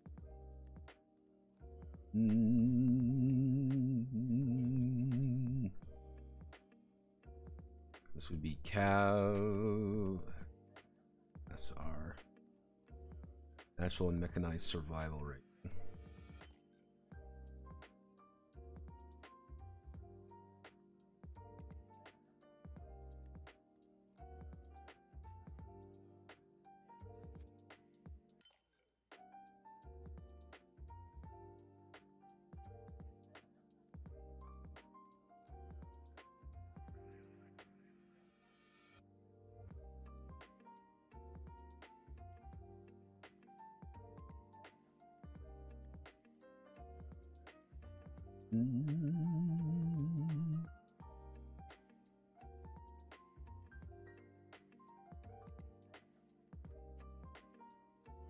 Cav mechanized survival rating.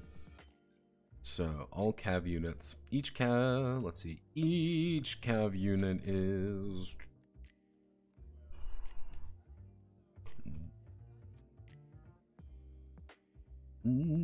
each cav unit frame.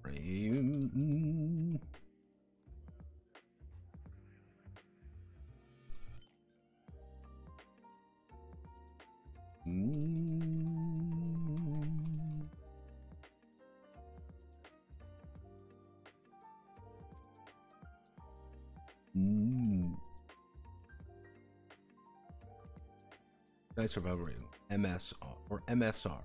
Whenever the cav unit is under fire, the attacker must target the cav unit's MSR to inflict damage. Target the cav unit's MSR. Whenever let's see. Larger units have a cuirassiers have some of the MSR measures the cav's ability to not get hit and avoid serious damage. Cuirassiers, being some of the largest and most imposing cavs in service, have a low MSR due to their size. Lancer, Cuirassiers.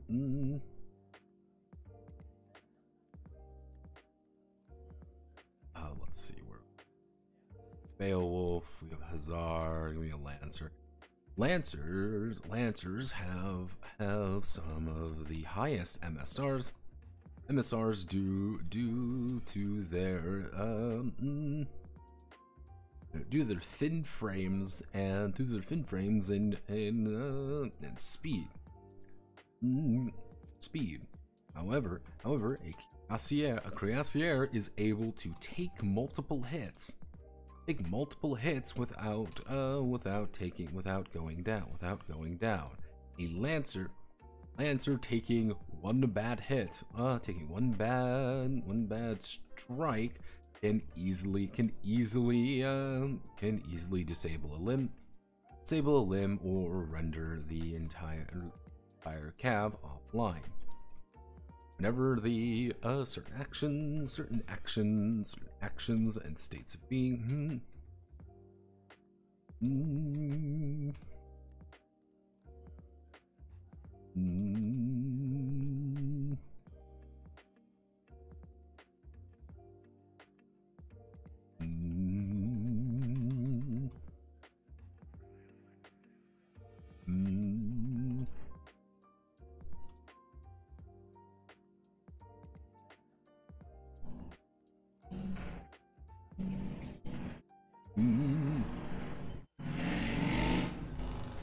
Hello, extremely tiny penis man. How do you do? And what bonus op 4 may have?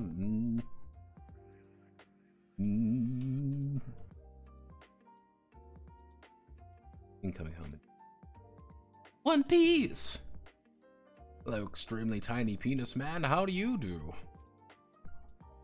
Oh, you're not having fun with your extremely tiny penis. I see. There we go. So we explain what the MSR is, then we go down to durability level, then we go down to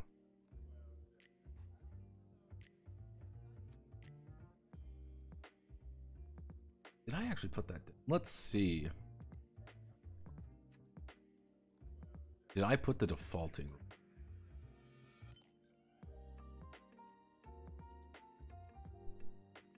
Did I not put the defaulting rule in? I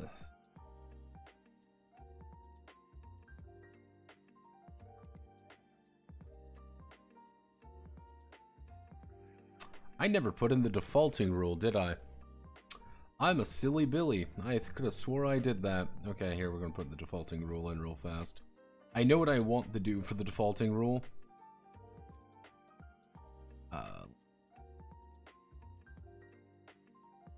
Where is it?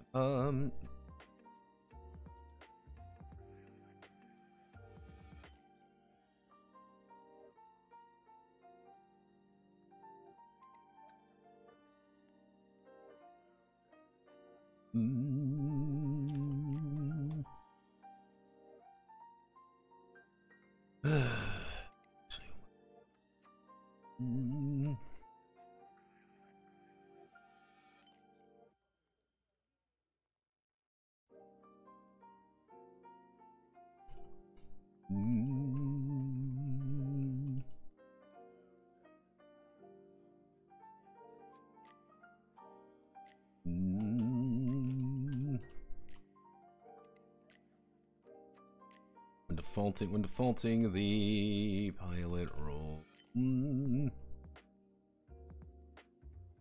Multiply their attribute. Well, let's see. Pilot will multiply their will multiply the appropriate attribute. Let's see. We'll multiply the appropriate attribute.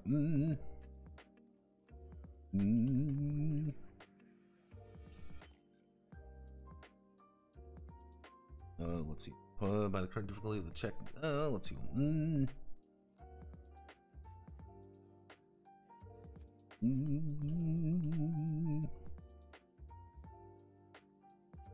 Often this is a worse result. Often this is a worst case scenario.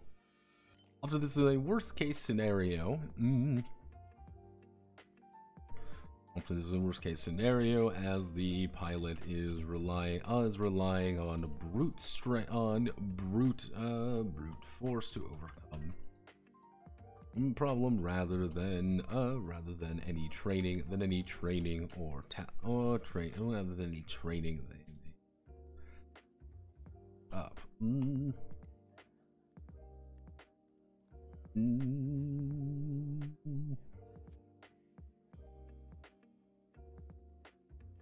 Let's see, not every skill.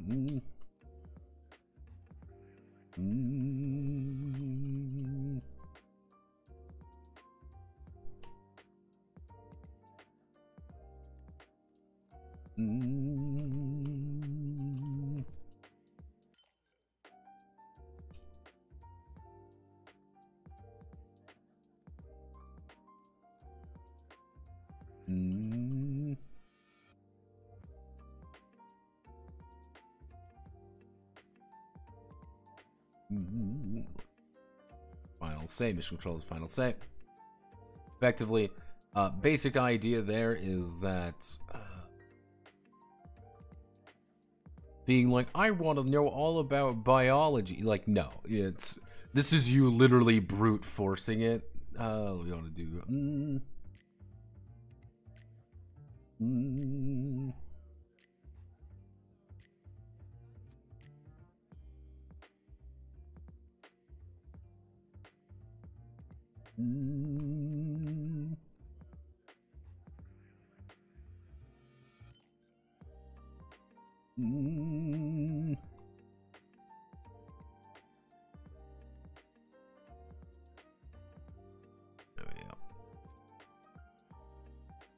Multiplier.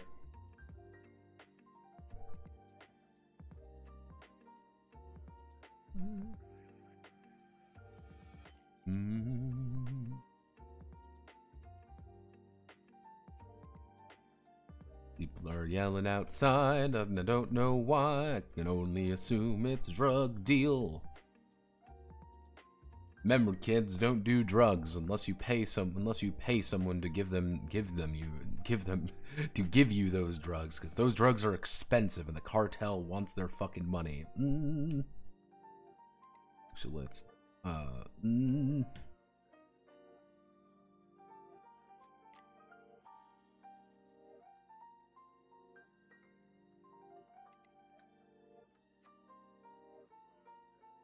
Why would you even let me attempt a nightmare check, Notepad? Well, because it would be funny to watch you fail it. Just remember that. It's funny to watch you fail this catastrophically. There we go. So effectively, if you want to default, this was always the idea for defaulting, is, hey, I really need to default on, I really need to make this, I don't know, lore check. I need to make this lore check. I don't really have any lore that's appropriate. GM says, okay, that's average. What's your comprehension? My comprehension is 15. So you have to roll under a 30. You rolled a 60 in that situation. You would have failed. Easy enough to understand. It's defaulting is very difficult.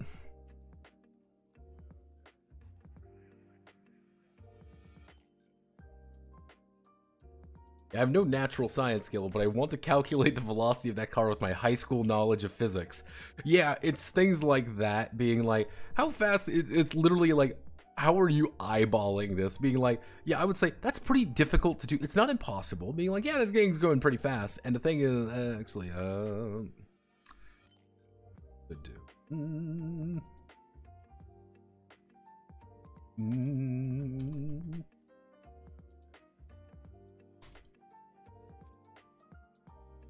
Mm.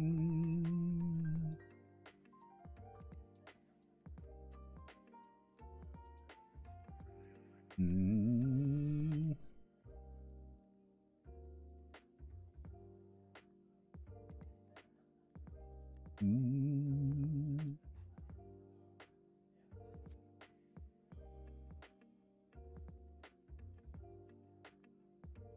Yeah.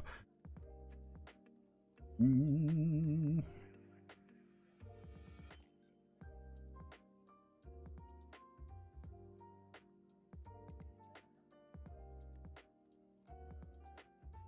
Yeah, like there are certain things you can make an elementary skill check on, like an elementary default check on. It's not very difficult. This should be expected of you to do. This would be things like domestic work would be a good example of simple and elementary tasks. Generally speaking, hey, we need to clean the entirety of this area. I don't have domestic. The guy with domestic work, if you succeed at that check, it's like, yeah, you know what the fuck you're doing. You know what you're doing. You know how to clean everything up, make it look spick and span. Succeeding, succeeding at it, it's like,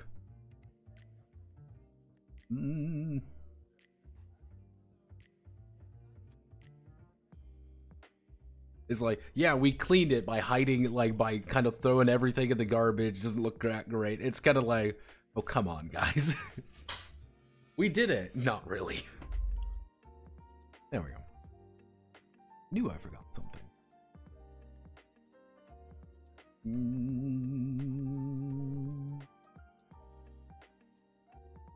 Okay, now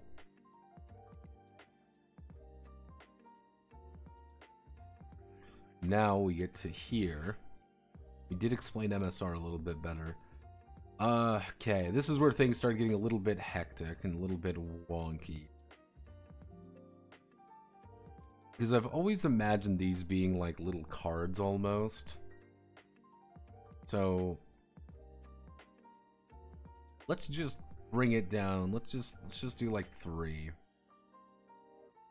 Let's do we put all of you together, we merge you all together, we do this, and we just case without formatting. There we go. Imperial Knight. I want to make an Imperial Knight. There we go. We're going to have our little lore description of it. What is the Imperial Knight's gimmick? Alright, easy enough. I guess we can maybe get rid of, like, do this, and then we do, like, have mechanical survival rating.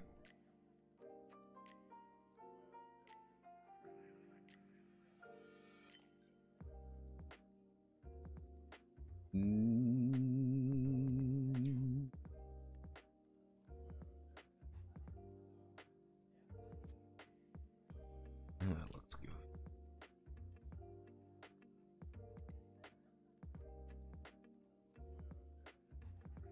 Actually, why don't we do this, and then we do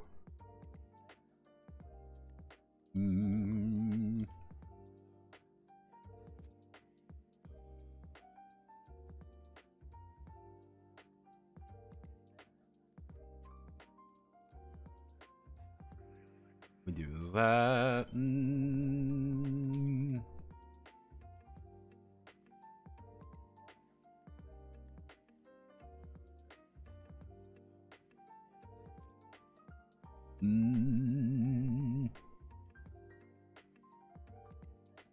I guess we need to do merge. 1, 2. Then we would need to do weight limits.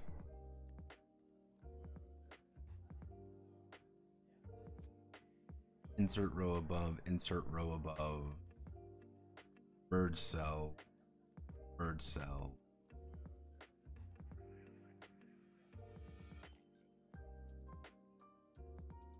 Rates.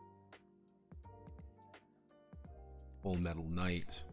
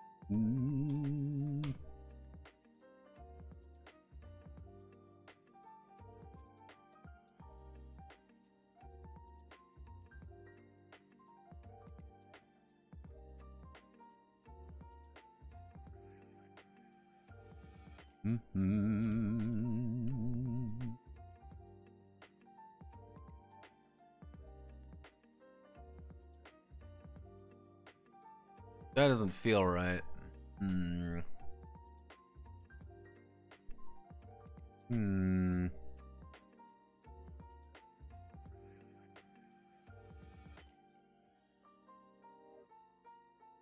Yeah. You're on the right track there, Draco. It's like you literally that is you just defaulting on a skill and hoping for the best. You could probably make an argument. The thing is there is like if you want to make an argument being like I want to just use my bravado and just show up and say haha, it's like yeah, like okay, yeah, no, just make an attribute check. It's you literally throwing your balls on the table being like hello, it's going to be very different. That's kind of the idea, but yeah, you're on the right track. The best way to think about it is attribute checks are very direct, very to the point. A skill check is using information, using knowledge, using things that you know. While a default check is you kind of clapping your hands together and saying, it just works.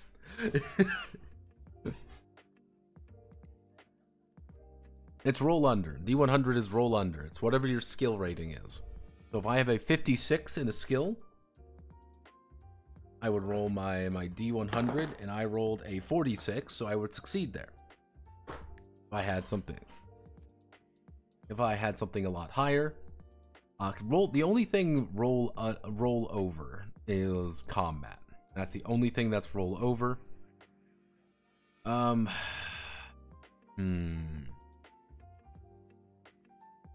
See, if I wanted to, what I could do is I could do this.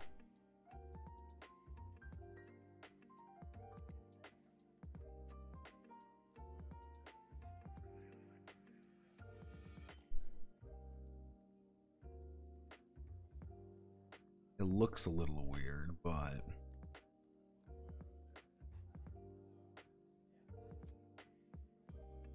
we are able to put in more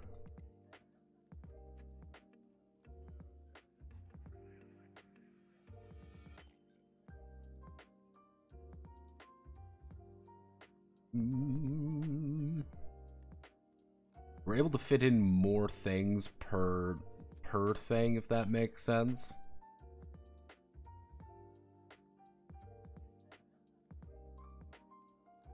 So it would be 5, 20, 50, arms 20, 120, 120, half speeds or a little bit.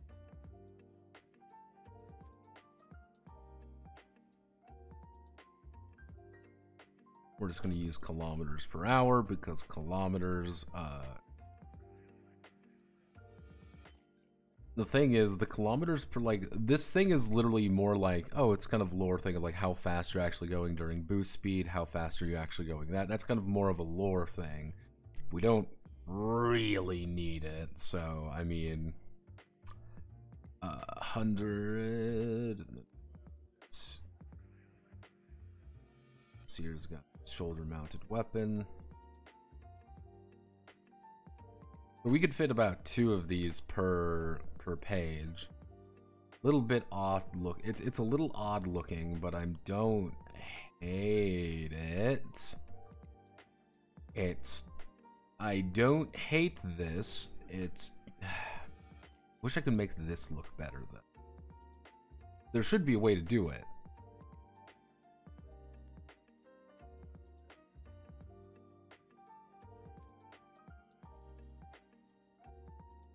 Because you're multiplying your stat and you roll under it. Or is that multiplying your d20 roll rather than a target number? You're making a skill roll. Effectively, how it works. Basic way, you want to make I want to make an attribute check. I am relying entirely on my attribute to do something. Nothing much, nothing bigger, nothing grander.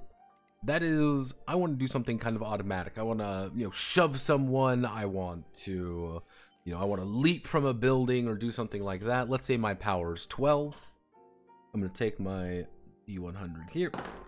Actually, not D100. I'm going to take my D20. Let's say my power is 12. I'm going to roll my D20 here. I got a D20 for my power. I rolled a 19. I would have failed that check. That's bad. However, let's say I want to make a skill check. All right, skill checks.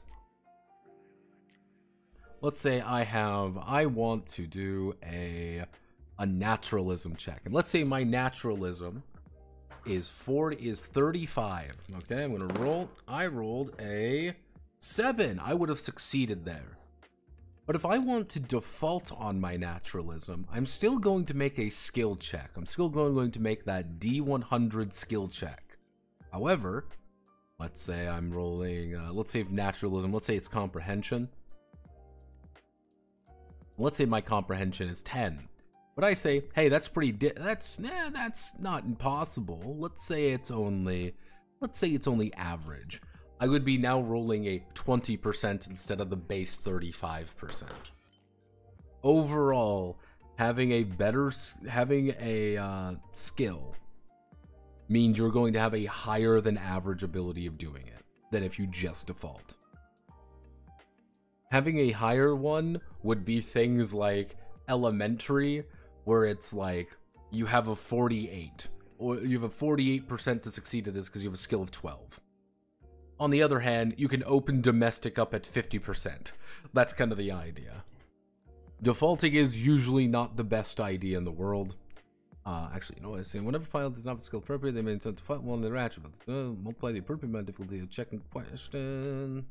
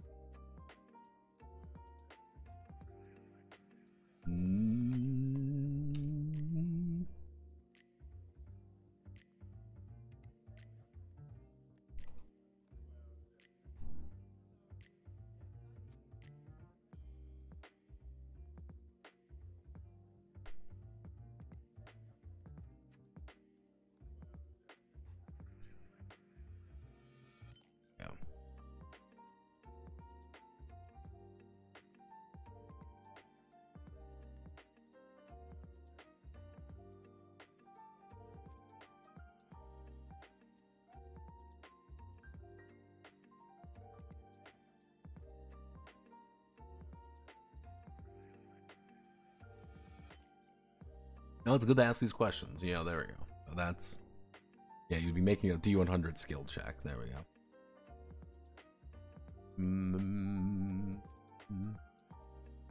Generally speaking, it's not a good idea to do that.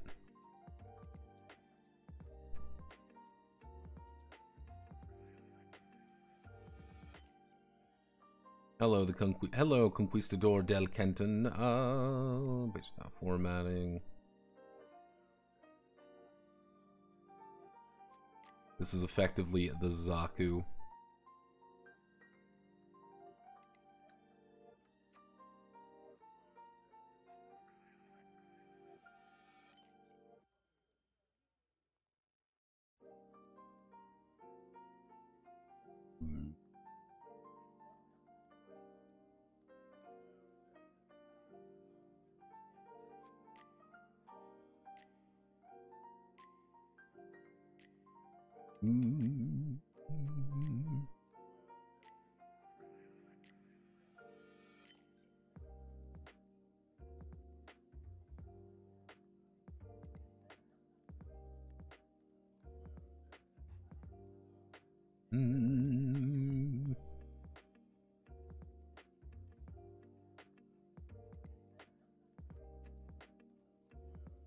Weight limited. See.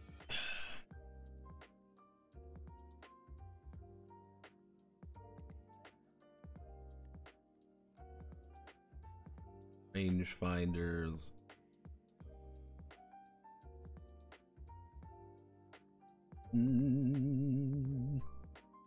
Conquistador del Kenton. Because it was made by a guy named Del Kenton. The R&B Banneret. So this here is the R&B. Riesenbach.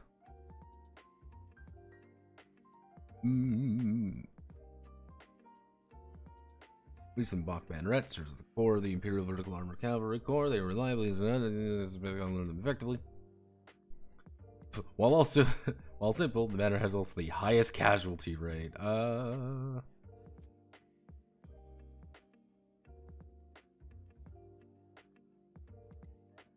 They have the highest casualty rate because there are just a lot of them.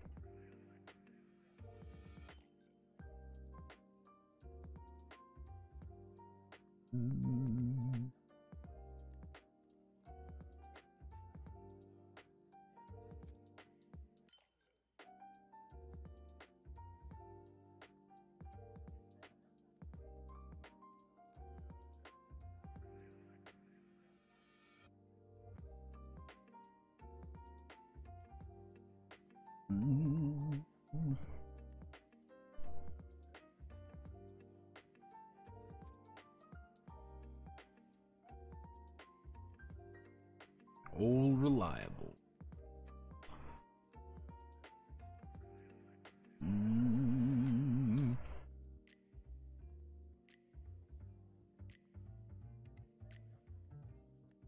don't have the hardcore rule. Imperial Barrett.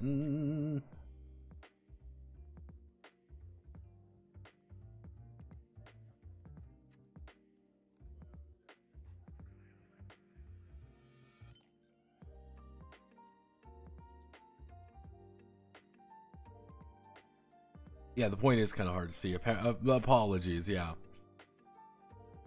Maybe I should change this. Yeah, I was wondering, be like, yeah, I thought I explained it pretty decently. Yeah, no, it's 0.25. Let's see,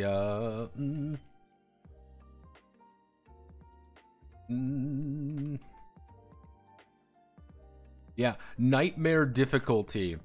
To give you an idea for nightmare difficulty, you would, let's say you have a 12, you would have to roll a 3%. you have effectively a 3% chance of actually succeeding if you have a 12 in something. Do not, if the GM is like, that's going to be nightmare difficulty, unless you have a fucking 20 in something, you are not going to succeed. You are going to die, and everyone's going to make fun of you. The R&B Bannernets. We can put a image right there. That brings us to actually the Beowulf. The Beowulf was actually added later on.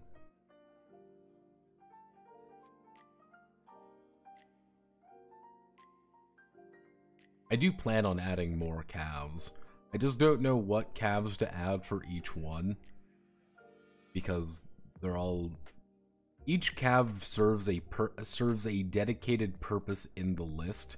Most notably, they are all about doing their one very specific thing. And all of them have a gimmick. That's the big thing. They all have a gimmick. So it's like, how do I want to... And the Beowulf's gimmick is that it's actually one of the few zero-G capable mechs that they have. That's the Beowulf's entire thing, is that they are actually they're the Navy's primary one they use. Use a banner net on the ground, you use one of these babies in zero-G. Mostly because they go fucking fast. While they are in zero-G, they technically move 9 spaces. They can move about as fast as a Hussar. And are a lot more durable. Jeanette. Crack. If I want to be specific, I want to let's just think about this real fast. I want to add another Imperial Dragoon.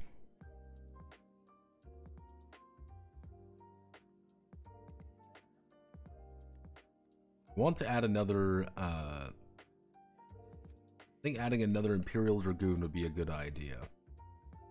Just to give them a little bit more stuff to fuck around with more than anything. Because that's their entire gimmick.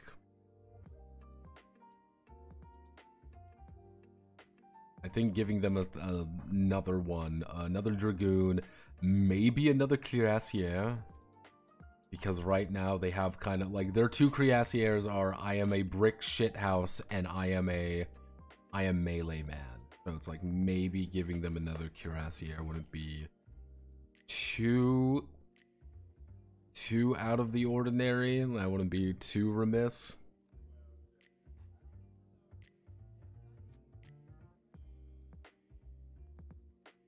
I want every single one of the calves to feel like they have like an actual, it's gonna sound silly, but like an actual military function. Like, yeah, you could see somebody like, this is some like really even some like really hyper specific bullshit that like, yeah, not many people are going to use this thing, but it's not really the point of it. It's supposed to be a really specific thing.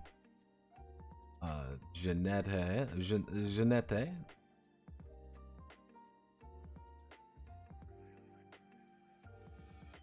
They have a mechanized survival rating of 9. I'll probably redo how this looks, actually. I think I know how to make these look better. It's one of those things where I want to make them look nice, but I don't know how to make them look nice because I'm not very good at this whole graphic design thing. Also, to give you an idea of how fast Jeanette can go, they can go 150 miles an hour. These things are fucking cannonballs. And that was always the point of them. They are fucking cannonballs. But they don't have a lot of toys to play with.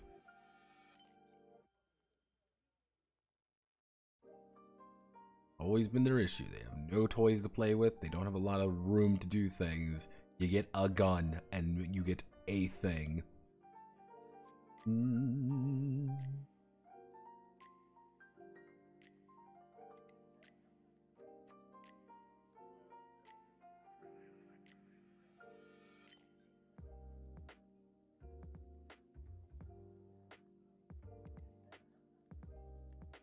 Oop.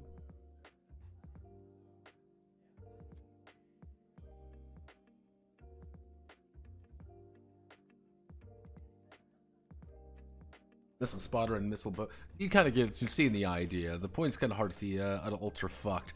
By the way, I wanted to test the game 1v1 with a friend before. I do it with the whole group, but I don't know if I can throw multiple calves against them when they are by themselves and not with also a squad of calves helping. If they're lesser calves, they should be able to.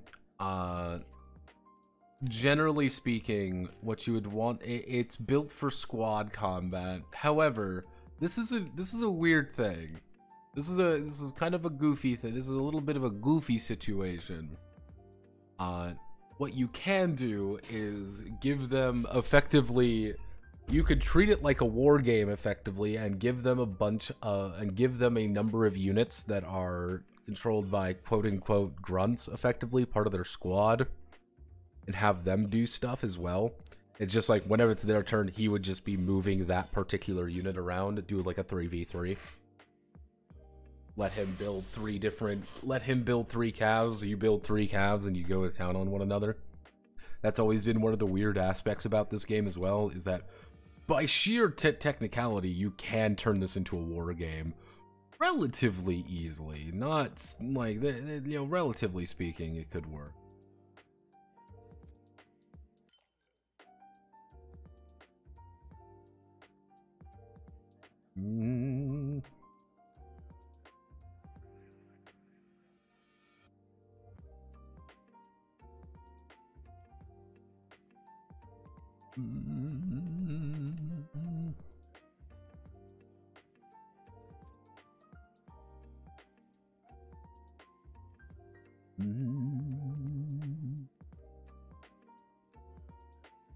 Yes, that was a thing with these guys, is that they technically have oblong arms because they're dueling calves. Because why wouldn't you put a dueling cav on one of these things? 60 dueling frame.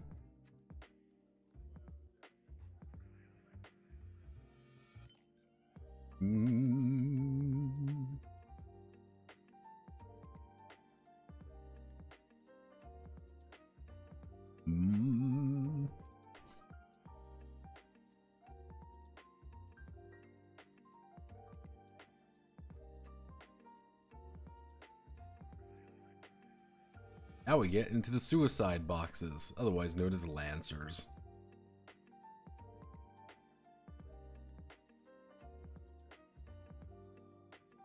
Get in the Lancer. Did I inadvertently call these things Lancers as a slight dig on a certain other game? Maybe. Is that true? No, it's not. I literally just called them Lancers because that's a variant of cavalry in Beautiful World. But making people imagine that is far funnier than anything else. Mostly because Lancers were actually pretty good for a while. Mostly because the thing is, they were really good for a while, entirely based around the premise that they could move very, very quickly. And because there was no weight limit or anything. Oh, why'd you buy, man? Now I'm obligated to stay around. Let's see,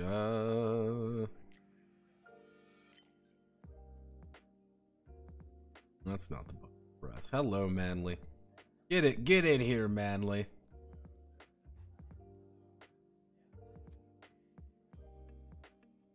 Lancer without the weight limits rules is pretty much a killing machine. Well,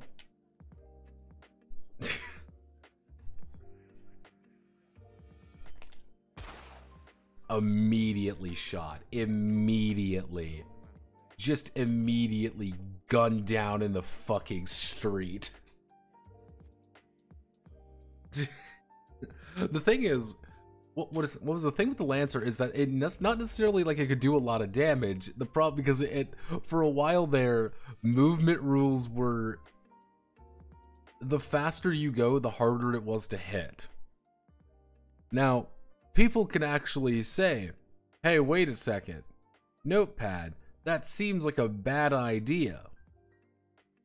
That seems like a terrible mechanic. Because that would incentivize people to both go really fast or stop.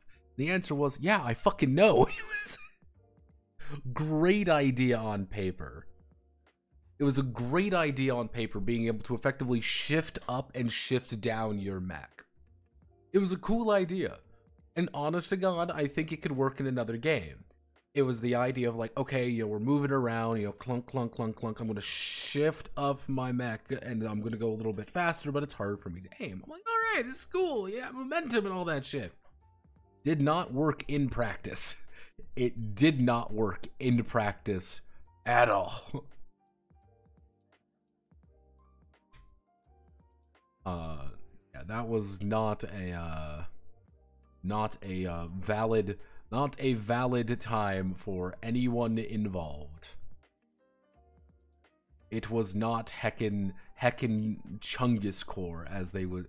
It was not heckin' Chungus core, as they would say.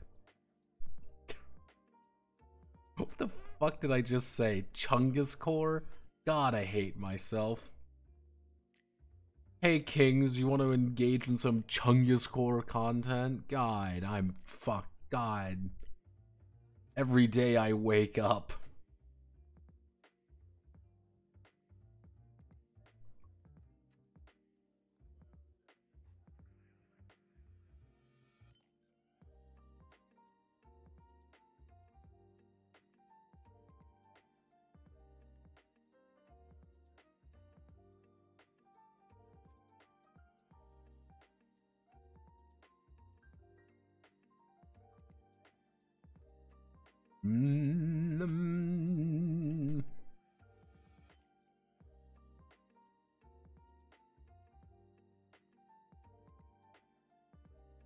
There we go. Yeah, I don't actually want many. One of the big things is I don't want any more Lancers. I want these to be kind of like the last few Lancers on the market. And even designing your own Lancer should be more like one of those things. It's more like you are designing an off-brand version of something else. Cap Combat Racing. This is the next game in the setting. This is off. This is terrible. I know. Yeah, Ulhan's. We actually had an Ulhan in the sample game, and Ulhan did pretty well. Yeah, we have these guys to do. Most everything works pretty accurately. I'm probably going to do the rest of these off camera because it just takes a long time, and that's been 2.5 hours, and my throat's about to give out. But I do plan on having a few different cav units. The hard part about cav units is this, arguably, is like the trait, the gimmick, effectively, for the cav unit. That's the hard part. I have a few ideas of how to make this better looking. There should be a better way of making this little unit card look better. There should be a way. I don't know how to do that, though. So I'm like, okay, if I find a way to make this unit card look better, then I'd be happy. But I don't know how to make that unit card better.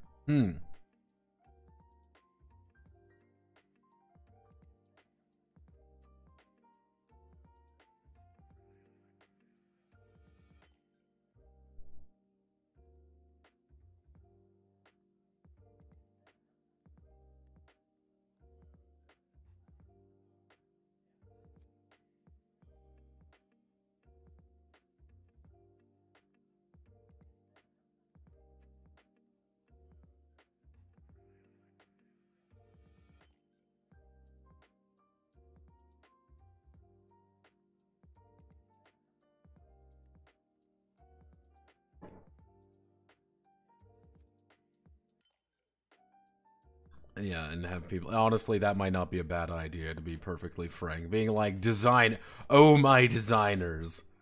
It's... Generally speaking, this information is not mandatory. These two pieces of information are not strictly mandatory, but I would like them in. but like all the rest of this information would need to be in there of some variety, and that's the fun part. Let's find a woman to harass. I mean, let's find someone to. Oh, there's the vor. There's the vor girl. She's into vor.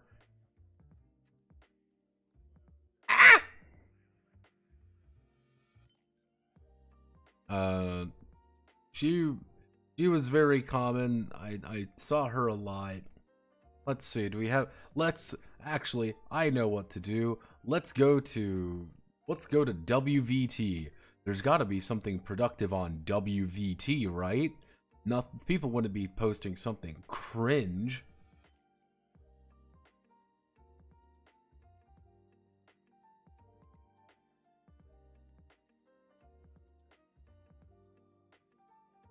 Let's see. Yeah, we've got a...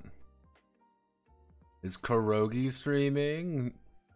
I mean, let's see if Kurogi is streaming.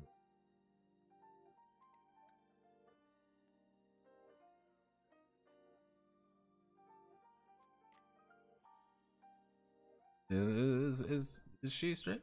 No, she is not streaming. Nope. Okay. Let's see. Anyone productive? Anyone? Let's see. You still streaming? Australian woman. No, too many people. I can't save her. And she just went offline. It's fucking over. Common speed works exactly. The quantity of... Yeah. It is literally the quantity of hex squares and hexes you can move. Ray Tufty. Is Tufty streaming? Is my second favorite rat-based VTuber streaming? I don't know if I should follow him though. I don't know. Here, give me 1 second. I'm going to emotionally harass this rat.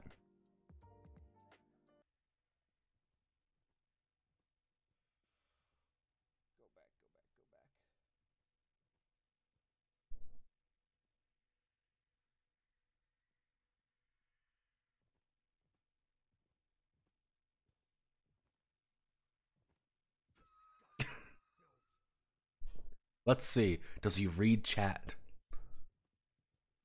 He wouldn't be he won't be cringe, right?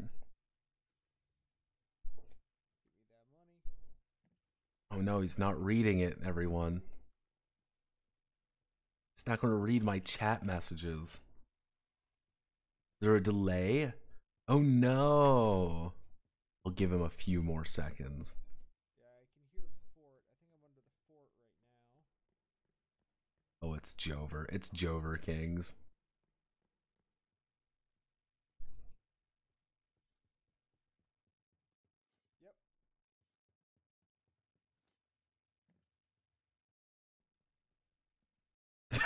I'm going to harass women instead.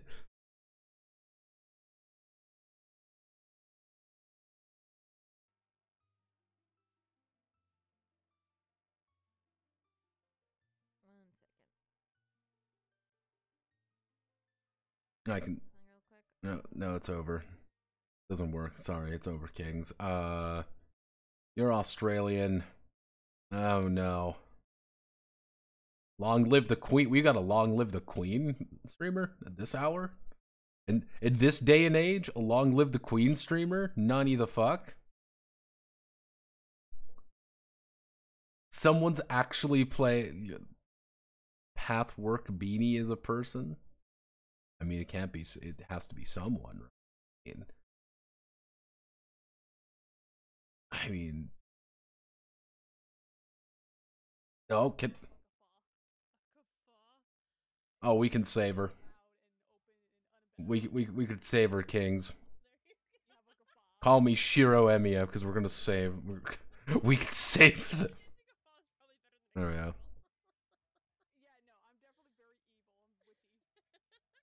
We're gonna watch Minecraft, everyone.